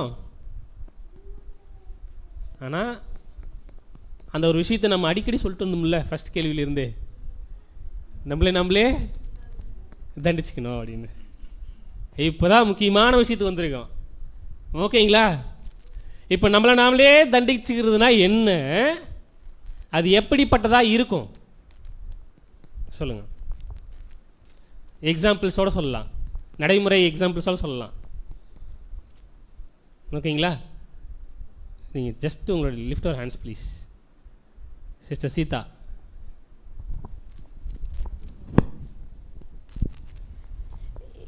இப்போ நம்ம வந்து மற்றவர்களை காயப்படுத்திருக்கிறோன்றதை வந்து நம்ம அனலைஸ் பண்ணிட்டோம். நம்மளுடைய சிந்தையினாலேயோ செயனாலேயோ தேவன் வந்து நம்மளுக்கு எல்லா விஷயத்தையும் சொல்லி கொடுத்துருக்காரு. இது ஏன்னா இது வந்து தேவனுடைய நோக்கமாக இருக்குது, தேவனுடைய சித்தமாக இருக்குது. நம்ம எந்த அளவுக்கு தேவனுக்குள்ளே பர்ஃபெக்ஷனாக போகணுன்றது வந்து தேவனுடைய சித்தமாக இருக்கும்போது நம்ம ஒரு விஷயத்தை நம்ம அனலைஸ் பண்ணிக்கிறோம். நம்ம தப்பு பண்ணிட்டோம், நம்ம மற்றவர்களுடைய கஷ்டப்படுத்துகிற மாதிரி பேசிட்டோம், நம்ம அதை அனலைஸ் பண்ணுறதுனால நம்ம என்ன பண்ணுறோம், நம்மளை நாமளே சரிப்படுத்திக்கிறதுக்காக ஒரு சில விஷயங்கள்லாம் நம்ம முயற்சி பண்ணுவோம். எப்படின்னா நமக்கு நாமளே தண்டனை கொடுத்துக்கிறது, எப்படின்னா நம்ம உபவாசம் இருக்கிறது, நம்மளுடைய சரீரத்தை நம்ம வருத்திக்கிறது, தேவனுடைய விஷயத்தில் நம்மளை நாமளே கட்டுப்படுத்து, இதுக்கப்புறம் நம்ம இதை செய்யக்கூடாதுன்னு சொல்லிட்டு நம்ம தேவன்கிட்ட போயிட்டு மன்னிப்பு கேட்டு நம்மளை உபவாசத்தின் மூலயமா நம்மளை சரி பண்ணிக்கிறது, அந்த மாதிரி ஒரு விஷயம் இருக்குது. Thank you sister. ஸோ இப்படி நம்மளை நாமளே தண்டிச்சுக்கிற ஒரு விஷயம். ஓகே, இன்னும் கொஞ்சம் நமக்கு எக்ஸாம்பிள்ஸோடு நீங்கள் எக்ஸ்பிளைன் பண்ணுங்களேன் ப்ளீஸ். சிஸ்டர் செண்பக் பிரியா.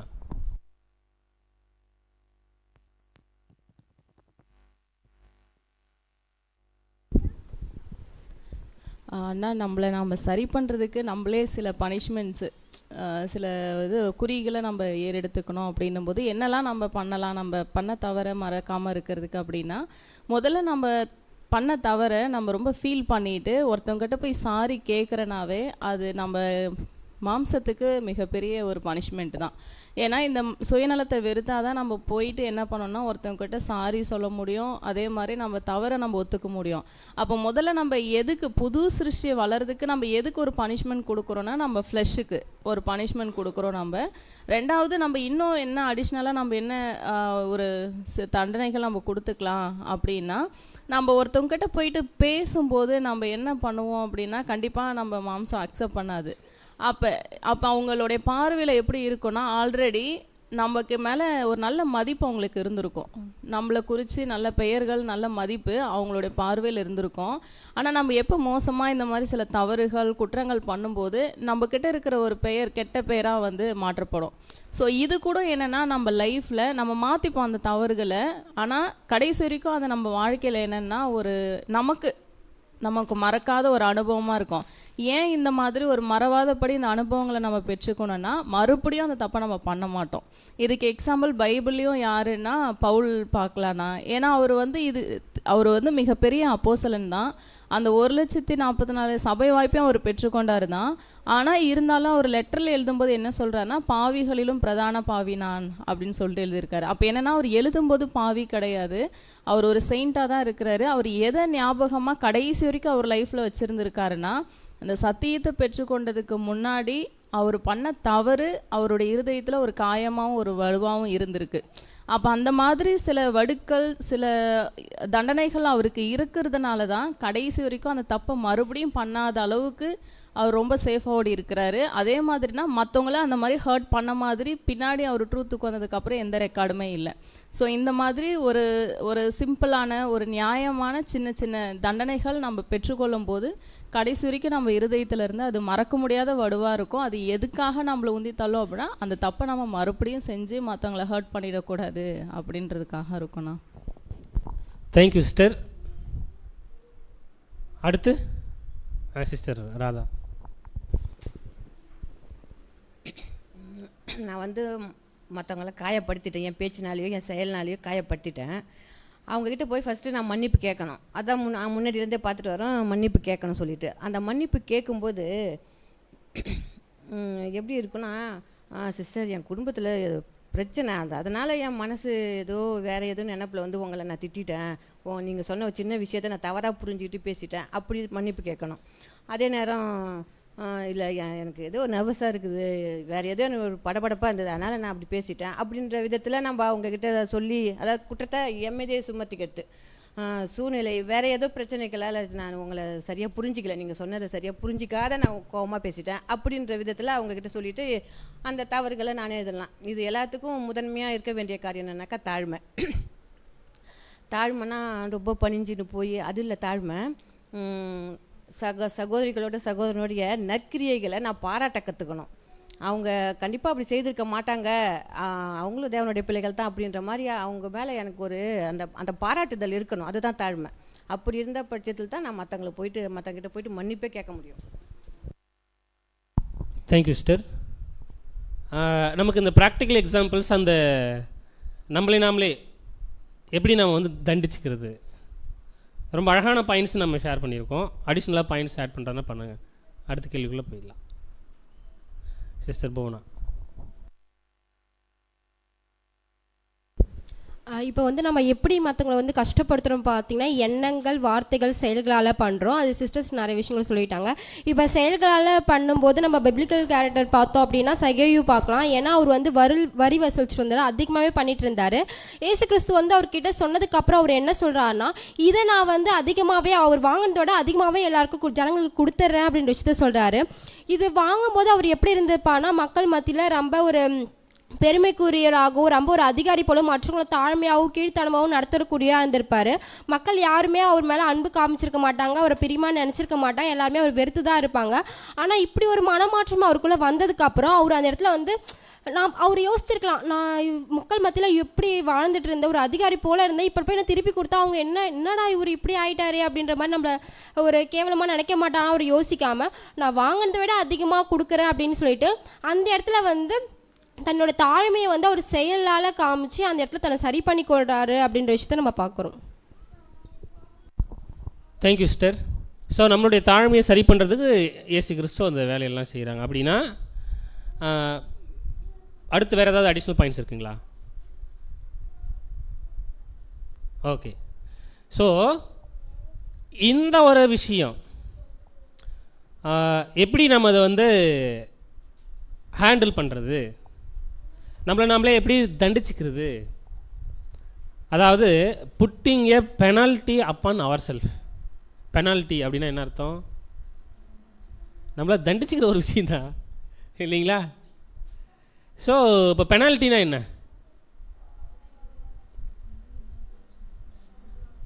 பெனால்ட்டி எப்போ கிடைக்கும்? தப்பு பண்ணால் அது கிடைக்கிற பனிஷ்மெண்ட்டு இல்லைங்களா? ஸோ ஒருவேளை இந்த மாதிரியான தவறை நம்ம செய்யும் பொழுது அதுக்கான ஒரு பெனால்ட்டியை, பனிஷ்மெண்ட்டை நாம்ளே நமக்கு என்ன பண்ணிக்கணும், கொடுத்துக்கணும். ஒரு வேளை அப்படி கொடுக்கலன்னா என்ன ஆகும் அப்படின்னு பார்க்கும் பொழுது நம்மளை குறித்து நம்ம நிதானித்து பார்க்க மாட்டோம். பி கிட்ட என்ன பண்ணுவோம் அப்படின்னு போய் பேச மாட்டோம் இல்லைங்களா? தாழ்மை நம்மக்கிட்ட இருக்காது, அன்பு இருக்காது. இப்படிப்பட்ட குணங்கள் அப்படியே லிஸ்ட் போட்டால் என்ன பண்ணலாம், நிறைய சொல்லிக்கிட்டே இருக்கலாம். ஸோ ஒருவேளை இப்படி இதெல்லாம் செய்ய தவறும் பொழுது நிறைய விஷயங்கள் நடக்க வாய்ப்புகள் இருக்குது, ரைட்டு தான். ஆனால் இந்த ஏபி இருக்காங்கல்ல, ஏ வந்து அவர் இந்த மாதிரியான விஷயம் வந்துடுச்சு வாழ்க்கையில், அவர் அதை செய்ய முன் போகலை, பிகிட்ட போய் பேசலை, மன்னிப்பு கேட்கல, இது ஒரு நிதானிக்கலை, அடுத்து யார் இதை ஹேண்ட் எடுப்பாங்க? தேவன் இல்லைங்களா? நம்முடைய ஆண்டவராகிய இயேசு கிறிஸ்து, நம்முடைய தேவன் எடுத்துக்கலாம் ஓகேங்களா? நம்முடைய தேவன் என்ன பண்ணுவார்னா அதை ஹேண்ட் எடுத்து என்ன பண்ணுவார் அப்படின்னு பார்க்கும்பொழுது கண்டிப்பாக நம்மளுக்கு தண்டனை இருக்கும். கண்டிப்பாக தவறு பண்ணோம் அப்படின்னா, அதுக்கான மன்னிப்பு கேட்கல அப்படின்னா என்ன இருக்கும்? கேட்குறதே பயமாக இருக்குது இல்லைங்களா? ஸோ அந்த வரிகளை வாசிக்கும்பொழுது ரொம்ப அருமையாக இருந்துச்சு. அவ்வாறு அவர் செய்வாராகில் சில சோதிக்கும் அனுபவங்களை அவர் நமக்கு தருவார். அதாவது யாரோ ஒருவர் நமக்கு இரக்கமற்ற சில காரியங்களை செய்யலாம், அல்லது நம்மை குறித்து தீமையான சிலவற்றை பேசலாம். இவைகளை கர்த்தர் அனுமதிக்கக்கூடும் இல்லைங்களா? ஸோ வேறு யாரையாவது வச்சு நம்முடைய ஆண்டவராகிய இயேசு கிறிஸ்து என்ன பண்ணுவார் அப்படின்னா, நம்மளை அங்கே என்ன பண்ணுவார், ஸ்க்ரூட்டினைஸ் பண்ணுவார் ஓகேங்களா? ஒருவேளை அந்த பி அப்படின்ற கேரக்டர் பாதிக்கப்பட்டிருக்காருல்ல, அவர் எப்படி இருக்கணும் பதில் சொல்லுங்கப்பா. பி அப்படின்ற ஒருத்தர் இருக்கார் இல்லையா, பாதிக்கப்பட்டவர். ஒரு ஏ பேசிட்டார், நிறைய பேசிட்டாரு, பி பாதிக்கப்பட்டார். இப்போ பாதிக்கப்பட்டவர் எப்படி அதை மேற்கொள்ளணும் இல்லைங்களா? அவருக்கு எப்படி அந்த கஷ்டம் வந்திருக்கும், எல்லாம் வந்திருக்கும்ல, அது எப்படி அவர் மேற்கொள்ளணும், இதுதான் கேள்வி. நீங்கள் நிறைய யோசிக்கிறீங்க, அப்போ நிறைய பதில் சொல்லுவீங்க. Just lift your hands please. நம்ம ரெண்டு சைடு பார்க்கணும்ல.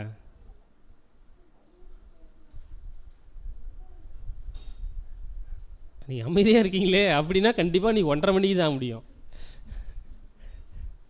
அதெல்லாம் எந்த மாற்று கருத்தும் கிடையாது.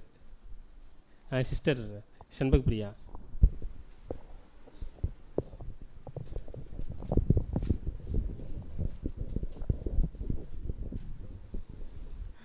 பிரதர், பாதிக்கப்பட்டவர் எப்படி இருக்கணும் அப்படின்னா, ஆக்சுவலி இங்கே வந்து என்ன சொல்லியிருக்காங்கன்னா, தப்பு பண்ணவங்களுக்கு தேவன் அடுத்து என்னென்ன விஷயங்கள் பண்ணுறாருன்னு சொல்லிட்டாங்க. ஆனால் பாதிக்கப்பட்டவர் எப்படி இருக்கணும் அப்படின்னா, அவர் வந்து முதல்ல சத்தியத்தில் ஒரு கற்று தேர்ந்தவராக இருக்கணும். ஏன்னா வேதவசனம் சொல்லுதுன்னா, உங்கள் சத்துருக்களை சிநேகியுங்கள், மற்றவங்களுக்கு நன்மை செய்யுங்கள்னு சொல்கிற அந்த மாதிரி சில வார்த்தைகள் அவர் எப்பயுமே நினைவு கூர்ந்து அதை கடைப்பிடிக்கிறவராக இருக்கணும். இங்கே என்னென்னா நிறைய லிஸ்ட் அவுட் சொல்லியிருக்காங்க. அந்த மாதிரி அந்த பாதிக்கப்பட்டவர் போயிட்டு முதல்ல அவங்கள மன்னிக்கணும். யார் மூலயமா அந்த வருத்தத்தை பெற்றுக்கொண்டாரோ அவங்கள மன்னிக்கிற இயல்பு அவருக்கு இருக்கணும். அதுக்கடுத்தது அவர்கிட்ட என்ன இருக்குன்னா, அவங்களுக்கு நன்மை செய்கிற ஒரு பழக்கம் இருக்கணும். மோஸ்ட்லி நம்ம மாம்சத்தில் இருக்கனால என்ன ஆகும்னா, நம்ம ஒரு டைம் பாதிக்கப்பட்டுட்டோம் அப்படின்னா, யார் நம்மளை ஹர்ட் பண்ணாங்களோ கஷ்டப்படுத்தினாங்களோ அவங்ககிட்ட நம்ம பேச மாட்டோம், அவாய்ட் பண்ணுவோம், அவங்களோட ஃபெலோஷிப்ஸை மிஸ் பண்ணுவோம். ஆனால் சத்தியத்தின் அடிப்படையில் நம்ம சரியாக பயிற்றுவிக்கப்பட்டிருக்கோம் அப்படின்னா, நம்ம அதை ஆண்டவர் செஞ்ச அதே மெத்தடை நம்ம கண்டிப்பாக செய்வோம். என்னென்னா, நமக்கு தீமை செஞ்சாங்கன்னா அவங்களுக்கு மன்னிச்சுட்டு அவங்களுக்கு நன்மை செய்கிறதுக்கு அடுத்து ப்ராக்டிஸ் எடுப்போம். அதே மாதிரி முக்கியமாக ஒரு தேவனுடைய பிள்ளை எப்படி இருந்துடக்கூடாதுன்னா, இவங்களால் நான் பாதிப்பு அடைஞ்சிருக்கேன்னு சொல்லிட்டு தெரியாமல் கூட அவங்களுடைய நேமை டேமேஜ் பண்ணுற மாதிரி இருந்திருக்கக்கூடாது. இந்த மாதிரி ஒரு மெச்சூரிட்டியான ஒரு ஹேபிட்ஸ் இருக்குது அப்படின்னா, அவர் கிறிஸ்துவோடைய சாயலை வளர்ந்துட்டுருக்காரு அப்படின்னு சொல்லி. ஏன்னா தேவனே வந்து என்னென்னா, அவங்க தப்பு பண்ணியிருக்காங்கன்னா அந்த தப்பை தேவன் அது உணர்த்தி அவங்க திருந்திக்கிறதுக்கு தேவனே வாய்ப்பு கொடுக்குறாரு. ஆனால் பாதிக்கப்பட்டவர் என்ன பண்ணிடக்கூடாதுன்னா, இது வந்து சரியான ஒரு முறை இல்லைன்னு சொல்லிட்டு இவர் தன்னுடைய கேரக்டரை லூஸ் பண்ணுற மாதிரி, என்னென்னா அவரை குறித்து தவறாக பேசுகிறதோ, நேரில் பேசலாம்னா அட்லீஸ்ட் மறைமுகமாக சொல்கிறதோ, தனக்கு வந்த கஷ்டம் பாடுகளை குறித்து ஒரு பெருமையாக பேசிக்கிறது கூட பின்னாடி அவருக்கு என்னென்னா ஒரு மேட்டிமைக்குள்ளே கொண்டு போயிடும். அப்போ பாதிக்கப்பட்டவர் அமைதியாக இருந்து என்ன பண்ணணும்னா, இந்த ஒரு சூழ்நிலையை தேவன் உருவாக்கி கொடுத்துருக்காரு, ஏதோ ஒரு விஷயத்தை நம்ம கற்றுக்கொள்கிறதுக்கு இதை அனுமதிச்சிருக்காருன்னு சொல்லிட்டு சந்தோஷமாக இருந்து, தேவன் அந்த இடத்துல என்னென்ன கேரக்டர்ஸை, ஒரு அன்பு, இரக்கம், மன்னிக்கிற கேரக்டர்ஸு, அதே மாதிரி மற்றவங்களுடைய பெயர்களை கெடுக்காத அந்த தன்மைகள், இது எல்லாமே வளரணும் தான் இந்த சூழ்நிலை அனுமதிச்சிருக்காருன்னா, இதை வளர்த்துட்டு அமைதியாக போகிறது நல்லதாக இருக்கும். Thank you sister. ஸோ அப்போ பிக்கு என்ன இருக்குது அப்படின்னு பார்க்கும்போது செல்ஃப் ஸ்குட்டினைஸ் இருக்குது இல்லைங்களா? அவர் தன்னை என்ன செய்யணும் அப்படின்னு பார்க்கும்பொழுது, இப்போ ஸ்குட்டினைஸ் பண்ணி தான் ஆகணும், நிதானிச்சு தான் பார்க்கணும். பட் பி அமைதியாக இருக்கணும். பட் எப்படி அமைதியாக இருக்குது அப்படின்னு பார்க்கும்பொழுது, நல்லா அழகாக யோசித்து இந்த ஒரு விஷயம் நமக்கு தேவன் நம்மளை ஒரு வேளை சரி பண்ணுறதுக்கு இருக்கலாம் அப்படின்னு ரொம்ப ஹம்பிளாக, ரொம்ப அதாவது ஒரு ப்ராட் மைண்டோட இந்த ஒரு விஷயத்தை அமைதியாக இருக்கணும். ஒரு வேளை வந்து பேசும்பொழுது பி அதை ரெகக்னைஸ் பண்ணணும். பிரதர், சிஸ்டர் ரொம்ப அழகாக சொன்னாங்க. பிரதர் நீங்கள் வந்து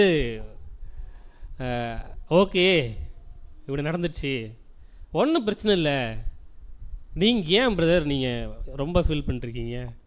ஸோ ஒரு பாண்டேஜ் வர்ற மாதிரி என்ன பண்ணலான்னா பி பேசலாம். ஒரு வேளை ஒரு நெக்லெக்ட் பண்ணுறாங்கன்னா வச்சுக்கோங்களேன், நீங்கள் பேசிட்டீங்களே, நீங்கள் மூஞ்சிலே முழிக்காதீங்க, நீங்கள் கண்டிப்பாக மூஞ்சில் முழிக்கக்கூடாது, உங்கள்கிட்ட பேச மாட்டேன் நான் அப்படின்னா என்ன எப்படி இருக்கும்? ஸோ அங்கே அந்த ஒரு விஷயத்தில் மன்னிப்பு இவரும் மன்னிப்பு வாங்க முடியாது. அடுத்து உடைய சுச்சுவேஷன் எப்படி இருக்கு பாருங்களேன், ரொம்ப கஷ்டம்தான் இல்லைங்களா? ஸோ அப்போ இன்னும் கொஞ்சம் இதில் கூட டீப்பாக நம்ம போய் பார்க்கும்பொழுது ரொம்ப கவனமாக ஹேண்டில் பண்ணோம், பி அதை கவனமாக ரெக்கக்னைஸ் பண்ணோம், வசனத்துக்கு கீழ்ப்படிஞ்சு இருக்கணும். ஓகேங்களா? அடுத்து கொஞ்சம் நம்ம வேகமாக போயிடலாம். இப்போ நம்மளே குறித்து நம்ம வந்து நிதானிக்க சிஸ்டர் ஒரு நிமிஷம் ஒரு கொஸ்டின் மட்டும் கேட்டுக்கிறேன். இப்போ சகோதரி சொன்னாங்க அது வந்து நம்ம ரட்சிப்புக்குள்ளே இருக்கிறவங்களுக்கு ஓகே, ஆனால் நான் வந்து இவங்கள தான் காயப்படுத்துவேன்னு நான் எப்படி சொல்ல முடியும்? வெளியில் இருக்கிறவங்களையும் நான் காயப்படுத்தலாம். ஆனால் இங்கே சொல்ல வேண்டியது என்ன தான் நான் நிதானிக்கணும், அவங்கள பற்றி நான் எப்படி முடிவு எடுக்க முடியும்? சிஸ்டர் வெளியிலனா உலகத்தில் இருக்கிறவங்க, ஓகே ஓகே, இது நம்ம சகோதர சகோதரிகள் மத்தியில் தான்.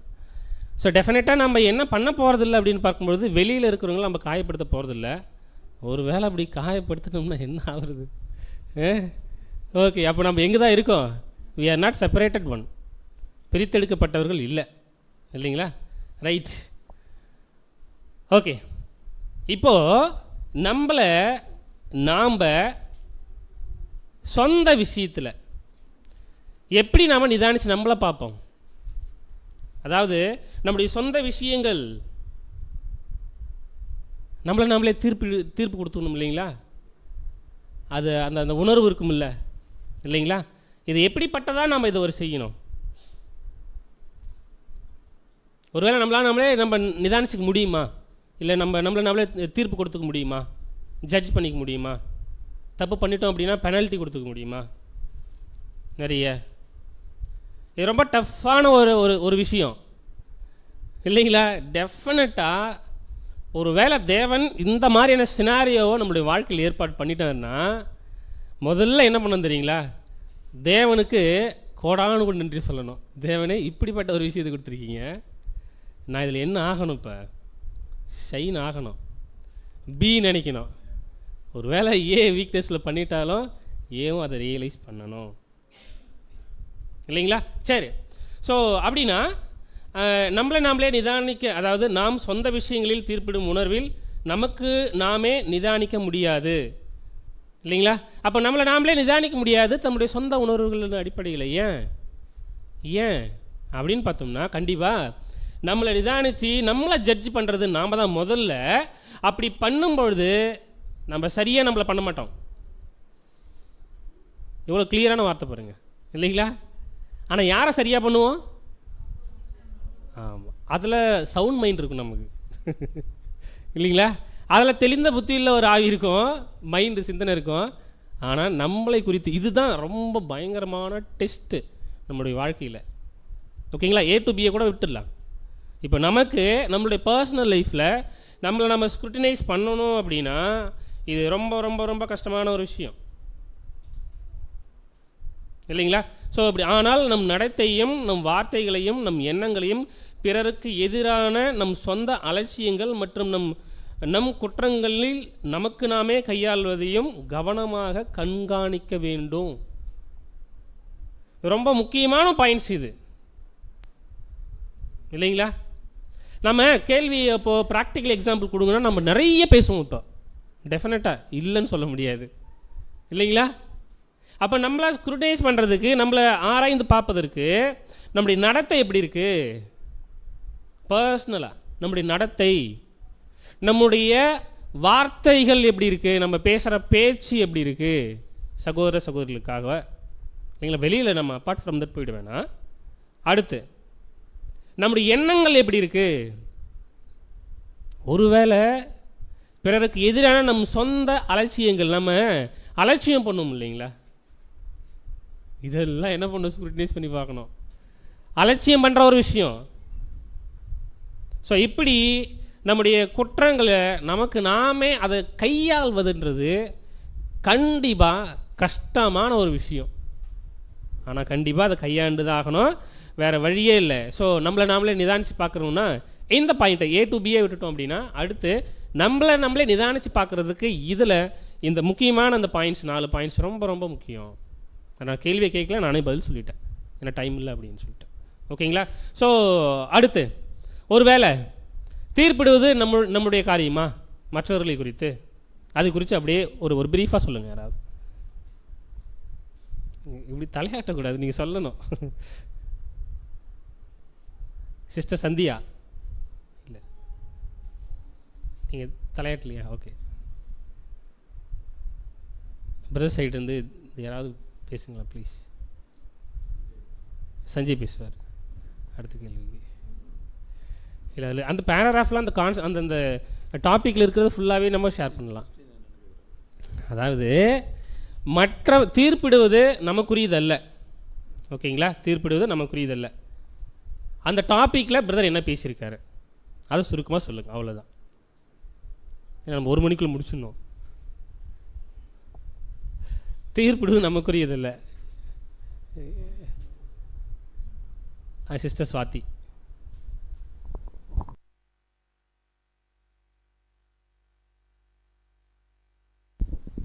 இங்கே தீர்ப்பிடுவது நமக்குரியதல்லன்னு சொல்லியிருக்காங்க. உலகத்தில் நம்ம நல்லாவே பார்த்துட்ருக்கோம், இந்த லைஃப்பில் என்னென்ன நடந்துகிட்ருக்கு, என்னென்ன பாவங்கள்லாம் பெருகிட்டு இருக்குன்னு.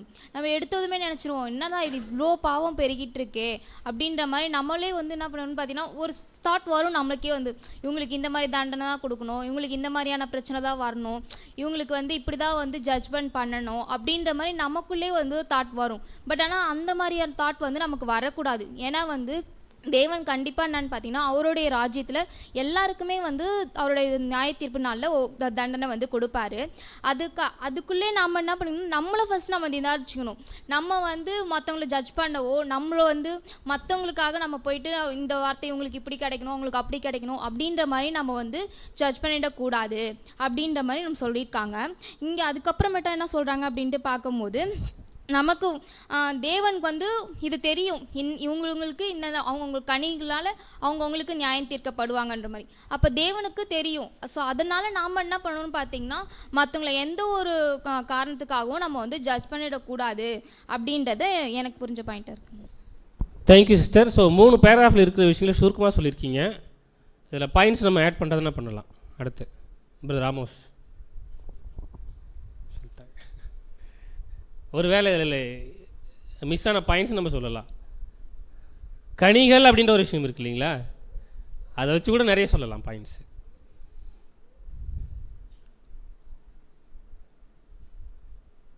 மற்றவர்களை நிதானிக்கிறதுன்றது தப்பு. மற்றவர்களை நிதானிக்கணுன்றது தப்பு இல்லைங்களா? சிஸ்டர் அக்கா சொல்லுங்கக்கா.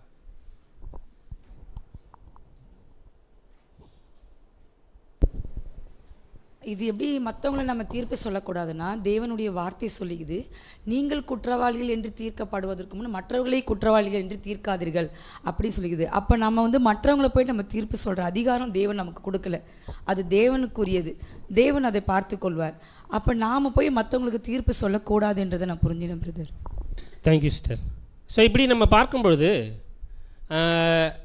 நீங்கள் நானே சொல்லட்டுமா? ஓகே, ஒரு வேளை பாயிண்ட் நான் மிஸ் பண்ணிட்டேன்னா நீங்கள் கரங்களை உயர்த்தி சொல்லுங்கள், சரிங்களா?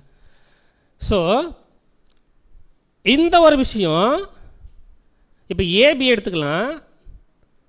அது அந்த மத்திய 18 கிடையாது. இப்போ ஏவுடைய குறைகள் பிக்கு நல்லா தெரியுது, ஏவுடைய குறைகள் பிக்கு நல்லா தெரியுது. இப்போ யாருக்கு அதிகமான ஸ்குட்டினைஸ் வேணும்ப்பா? ஏவுக்கா பிக்கா? ஏக்கா பிக்கு. ஓகே இல்லைங்களா? பிக்கு தான் இப்போ வேணும்.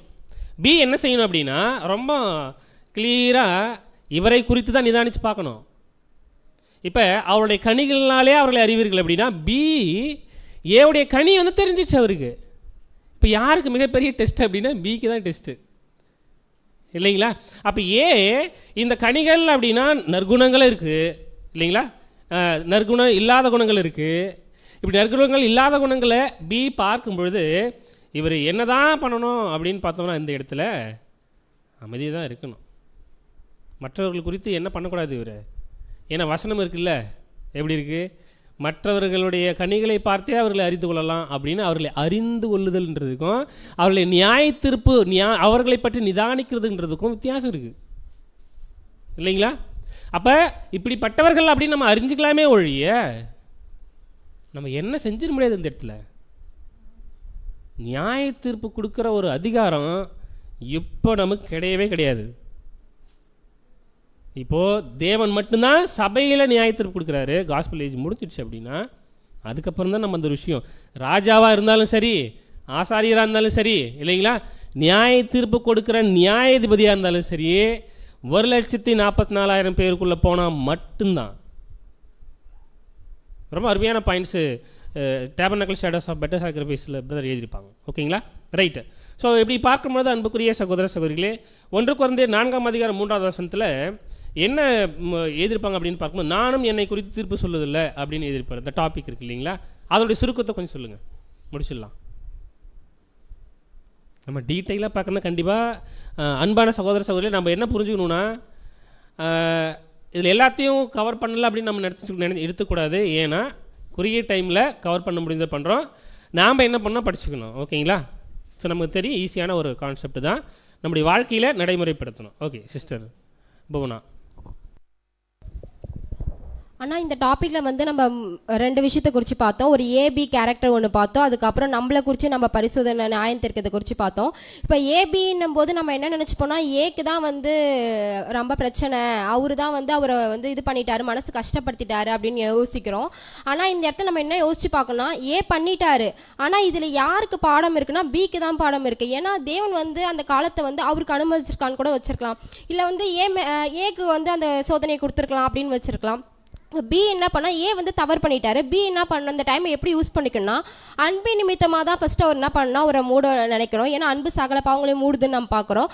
அப்படி இருக்கும்போது அவர் அன்பை காமிச்சு சரி பண்ணிக்கலாம். இந்த டைமில் வந்து சப்போஸ் சிஸ்டர் சொல்லியிருந்தாங்க, சகோதரர் வந்து அந்த சகோதரோ வந்து சத்தியத்தில் வந்து ஒரு வளர்ந்தவராக இருந்தார்னா அவர் வந்து சத்திய வசங்களை ஆராய்ந்து பார்த்து நம்ம இப்படி இப்படி சத்தியத்தை நிமித்தமாக சகோதரர் நம்ம மன்னிக்கணும் அப்படின்னு இருக்குதுன்னு சொல்லிட்டு அனலைஸ் பண்ணிக்கலாம். சப்போஸ் அந்த சகோதரர் வந்து சகோதரியில் வந்து சத்தியத்தில் குறைபட்டவர்களாக இருக்கும் பட்சத்தில் அவங்களுக்கு வந்து அந்த பாதிப்பு பின்ற பர்சன் அந்த பாதிப்புக்குள்ளே போயிருக்காங்கன்னா அவங்க என்ன பண்ணால் தேவன் கிட்ட தான் அந்த விஷயத்தை வந்து முறையாக வைத்து ப்ரேயர் பண்ணுமே தவிர, சின்ற ஒரு பர்சன் வந்து சத்தியத்தில் நல்லா வளர்ந்துருக்காங்கன்னு சொல்லிட்டு அவங்க கிட்ட போய் கொண்டு வந்து இது போல சகோதரனை பற்றி கஷ்டப்படுத்திட்டாரு அப்படின்னு பண்ணும்போது இந்த இடத்துல வந்து ஏபி இல்லாமல் சியும் ஒரு கேரக்டர் என்ன பண்ணுறாங்கன்னா நியாய தீர்ப்புக்குள்ளே மற்றவங்க நியாயம் தீர்க்கிறதுக்கு என்டர் ஆகுறாங்க அப்படின்னு நாம் பார்க்குறோம். இப்போ வந்து நம்ம மத்திய 7 கூட படிக்கிறோம், மற்ற நீங்கள் வந்து குற்றவாளிகளை தீர்க்காதபடிக்கு மற்றவர்களை குற்றவாளி என்று தீர்க்காதீர்கள் படிக்கும்போது, அப்போ ஏபிக்குள்ளே போயிட்டு இருக்க பிரச்சனை சின்ற ஒரு பர்சன் என்டர் ஆகும்போது அப்போ அவங்கவுங்க தனித்தனி படத்தில் வந்து தேவன் ஆகிறாங்க. எப்படின்னா மற்றவங்க நியாயம் இருக்கிறது இல்லை, அப்படி என்டர் ஆகுன்ற விஷயத்தை பார்க்குறோம். இப்போ நம்மளை வந்து நியாயம் இருக்கிற விஷயத்துக்கும் நம்மளை வந்து எப்படின்னா நம்ம மற்றவங்க முன்னாடி வந்து எல்லா விஷயத்தையும் சரியாக இருக்கணும், பர்ஃபெக்டாக இருக்கணும்னு சொல்லிட்டு ரொம்ப கரெக்டாகவும் நம்மளை நியாயம் தரக்கூடாது. தேவன் சொல்லியிருக்க விதத்தில் அன்பு நிமித்தமாகவும் இரக்கத்து நிமித்தமாகவும் நாம் என்ன பண்ணால் நம்மளை நாமே நியாயம் இருக்கிறதாகவும் இருக்கணும். அது மட்டும் நம்ம உலகத்துக்கு நடக்கிற விஷயத்தில் பார்த்து என்ன நினச்சிப்போனா, உலகத்தில் இப்படிப்பட்ட காரியங்கள் நடந்திருக்கா, இச்சோ இந்த மக்கள் ரொம்ப பாவம் பண்ண, நம்மளுக்காக சத்தியம் தெரிஞ்சிருச்சு, நாம் வந்து சரியாக போயிட்டுருக்கோம், இவங்க கண்டிப்பாக மகாபத்தில் மாட்ட போகிறாங்க, நமக்குள்ளே நம்ம சில டைம் யோசிக்கிறது உண்டு. ஏன்னா சூழ்நிலைகள் இருக்க உலகத்தில் ரொம்ப மோசமாகும் போது நம்ம அதை குறித்து பார்க்குறோம். ஆனால் அதையும் நம்ம செஞ்சிடக்கூடாது. ஏன்னா நம்ம நியாயாதிபதிகளாக அழைக்கப்பட்டிருந்தோம், ஆனால் நமக்குரிய காலம் இப்போது இல்லை. தேவன் தான் இப்போ நியாயம் தீர்க்கக்கூடியவராக இருக்கிறத தவிர, அதுவும் சபையை நியாயம் தீர்க்கக்கூடியவராக இருக்கிறத தவிர மற்றவங்க யாரும் இப்போ வந்து நம்ம சபையை அழைக்கப்பட்டிருந்தாலும் சரி, நாம் வந்து இப்போ வந்து உலகத்தில் வந்து அந்த ஜட்ஜ் பண்ணுற ஒரு விஷயத்தை கொண்டு வரக்கூடாது அப்படின்ற பார்க்குறோம். ஏன் அப்படின்னா நாம் அந்த சிந்தையை எதிர்நோக்கிக்கிறோம், அதாவது ஃப்யூச்சரில் நடக்க போது அந்த விஷயத்தை குறித்து தியானிக்கிறதா மாத்திரமே தான் இருக்கணும் தவிர அந்த விஷயத்தை நம்ம கையில் எடுத்துக்கிட்டு இப்போ அது வந்து ரூல் பண்ணுறதோ இல்லை ஃபாலோ பண்ணுறதோ இருக்கக்கூடாதுன்ற விஷயத்தை நான் புரிஞ்சுக்கிட்டேன்னா. Thank you sister. ஸோ இப்படி அந்த லாஸ்ட்டு டாப்பிக்கில் முன்னாடி கடைசியாக 2 பேராகிராஃப் இருக்கு இல்லைங்களா, அதுக்கு முன்னாடி 2 பேராகிராஃப் இருக்குல்ல, ஸோ 4 பேராகிராஃபில் ஃபஸ்ட்டு 2. ஸோ அதில் என்ன சொல்லப்பட்டிருக்கு? ஃபஸ்ட்டு 2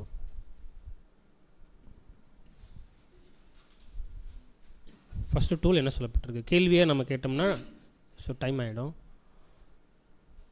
ஏன்னா ஆல்ரெடி நிறைய கேள்வி இருக்குது இங்கே. பட்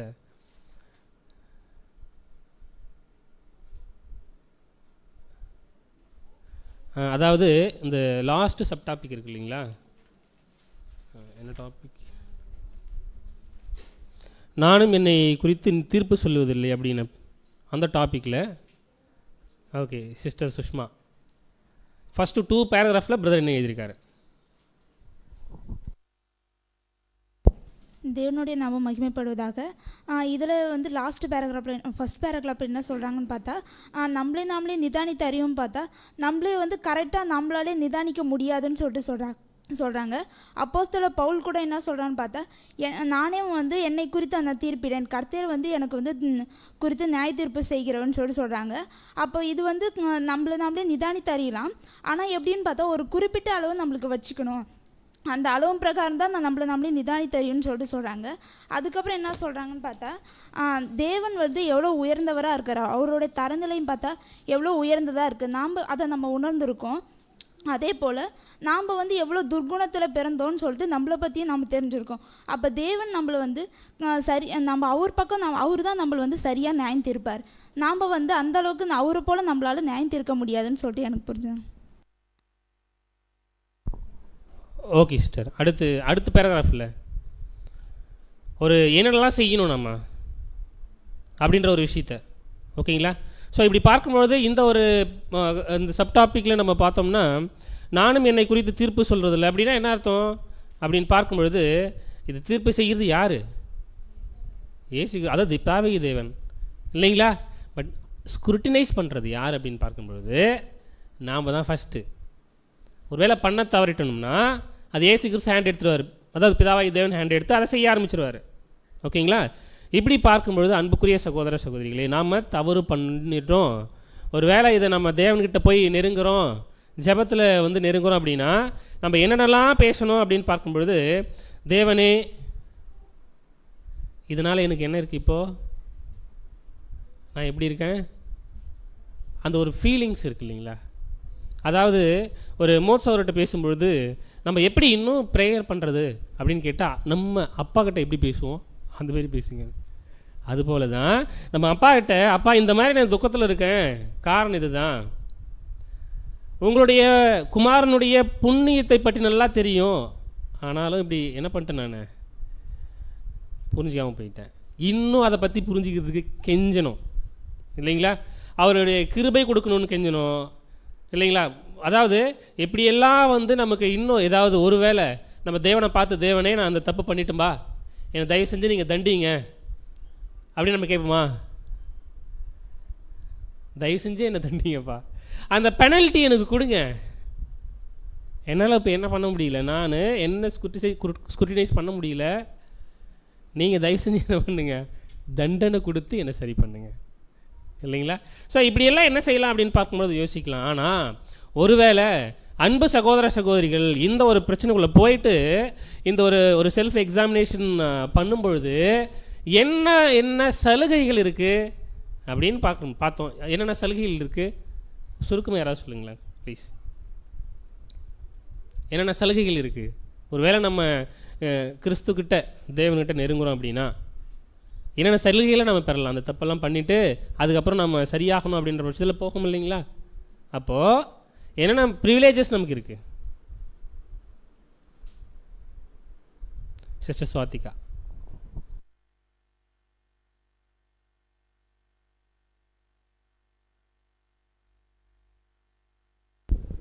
நம்ம அவர்கிட்ட போயிட்டு மன்னிப்பு கேட்கும் போது என்னன்னு பார்த்தீங்கன்னா, அவருடைய நீதி, அவருடைய மீட்பு, நம்மளுடைய அதாவது ரட்சகர் இருக்காங்களே அன்ற இயேசு கிறிஸ்துவோடைய ஒரு நீதியின் ஆடையே நம்ம தரிச்சிருக்கிறவங்களா இருக்கிறோம். அந்த ஒரு சலுகை நமக்கு இருக்குது. அதுக்கப்புறமேட்டா என்னன்னு பார்த்தீங்கன்னா, அவருடைய கிருபாசனத்திலையும் நமக்கு ஒரு பங்கு இருக்குது. அது தேவன் வந்து அந்தளவுக்கு நமக்கு இரக்கத்தை வந்து கொடுத்துருக்காரு. நம்ம அந்த அளவுக்கு என்ன பண்ணியிருக்காருன்னா, நம்ம மன்னிக்கிற அளவுக்கு நீதியின் ஆடையை கொடுத்துருக்காரு. அதுக்கப்புறம் கிருபாசனத்துடைய புண்ணியத்தை நமக்கு கொடுத்துருக்காரு. ஸோ அப்போ அந்த மாதிரி நம்ம வந்து நிறைய சலுகைகளை வந்து அவர் மூலமா நம்ம பெற்றிருக்கோம் அப்படின்றது எனக்கு தெரிஞ்சிருக்கு. Thank you sister. ஸோ ஒருவேளை இந்த சலுகை இல்லைன்னு வச்சுக்கோங்களேன், இந்த நிதானித்து பார்க்குற ஒரு விஷயம் நான் நிதானிக்காமல் போயிட்டேன், ஆனால் அடுத்து தேவன் நம்மளை நிதானித்து பார்த்து சரி பண்ணுறதுக்கான சலுகை இல்லாத போயிடுச்சு அப்படின்னா, தேவன் நம்மளை சரி பண்ணணும் அப்படின்ற ஒரு விஷயத்தையே வச்சு இல்லைன்னு வச்சுக்கோங்களேன் அவருடைய திட்டத்தில், என்ன ஆகும்? நம்ம என்றைக்காவது சரியாகுமா? சரியாக மாட்டோம். சிஸ்டர் ரொம்ப அழகாக அதில் ஷேர் பண்ணாங்க என்னென்ன சலுகைகள் இருக்குது அப்படின்னு சொல்லிட்டு. ஓகேங்களா? ஸோ லாஸ்ட் பேராகிராஃபில் நம்ம கன்க்ளூஷனுக்கு வந்துடலாம். லாஸ்ட் பேராகிராஃபில் ஒரு ஸ்டாக் இருக்குது, ஸ்டாக்கு இல்லைங்களா? என்ன ஸ்டாக் அப்படின்னு பார்க்கும்பொழுது அன்றாட இருப்பு கணக்கு, லிவிங் ஸ்டாக் சொல்லுவோம். லிவிங் ஸ்டாக்னால் நம்ம வீட்டில் இருக்கிற அந்த அதாவது ஆடு மாடு எல்லாம். ஓகேங்களா? ஸோ இந்த மாதிரி லிவிங் ஸ்டாக் அப்படின்னு நம்ம டெக்னிக்கலாக வார்த்தை பயன்படுத்துவோம். அதுபோல் நம்மளுக்குள்ளே இருக்கிற நிறைய ஸ்டாக்ஸ்,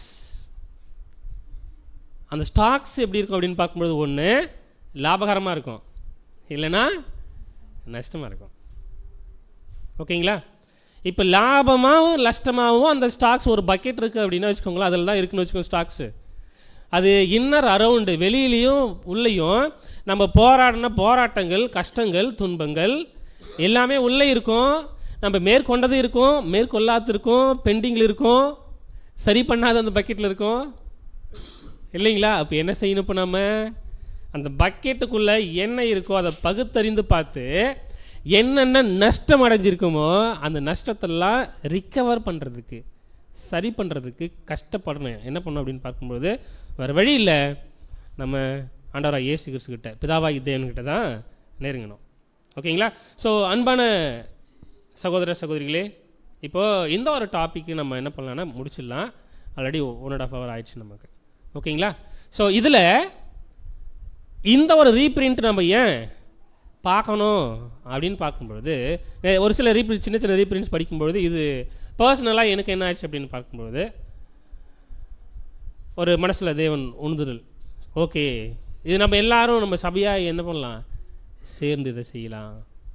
ஸோ அதனால் அவர் என்ன பண்ணோம் அப்படின்னு பார்க்கும்பொழுது இந்த ஒரு ரீப்ரிண்ட்டு.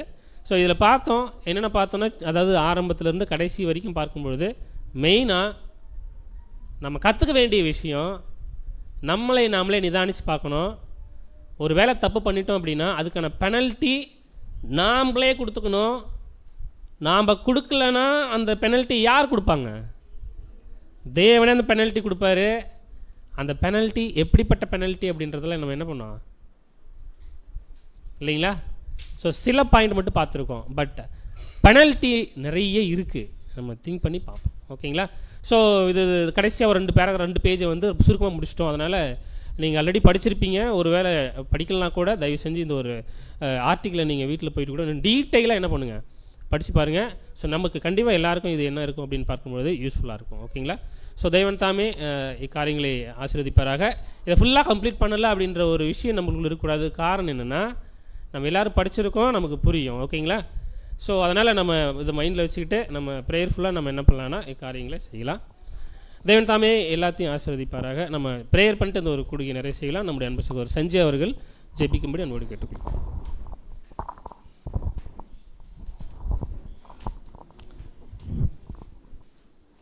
நம்ம நேரம் ஜெபம் செய்வோம். வானாதி வானங்களில் வீற்றிருந்து மணமக்களை எங்களை கண்ணோக்கி காத்தி வருகிற தகப்பனே, அப்பா இன்றைய நாளில் கூட குடும்பமாக அழைத்து எங்களுக்கு ஒரு சத்தியத்தை பாடத்தை வெளிப்படுத்துனீங்க. இந்த ஒரு குடும்பமாக கூட நாங்கள் ஒரு குழு கலந்து வைப்போம்னா அதில் வந்து நிதானித்து நடக்கிறவளாக இருக்கணும். அதுபோல் நாங்கள் கேட்ட சத்தியத்தை வந்து திருவசனத்தை கேட்கிற மாற்றம் இல்லாமல் அதுபடி நடந்து ஒவ்வொருவரும் அவருக்குள்ள ஒரு பரிசுத்தாவியை வளர்த்து உங்களுக்கு கொடுத்து நாங்கள் ஒவ்வொருவராக நாங்கள் நிதானித்து உன் பாதண்டில் வந்து சேர நீ தமை கிருபியாரும். இவையாவும் இயேசு கிறிஸ்து நாமத்தில் ஜெபிக்கிறோம், ஜீவனுள்ள நல்ல தகப்பனே, ஆமீன்.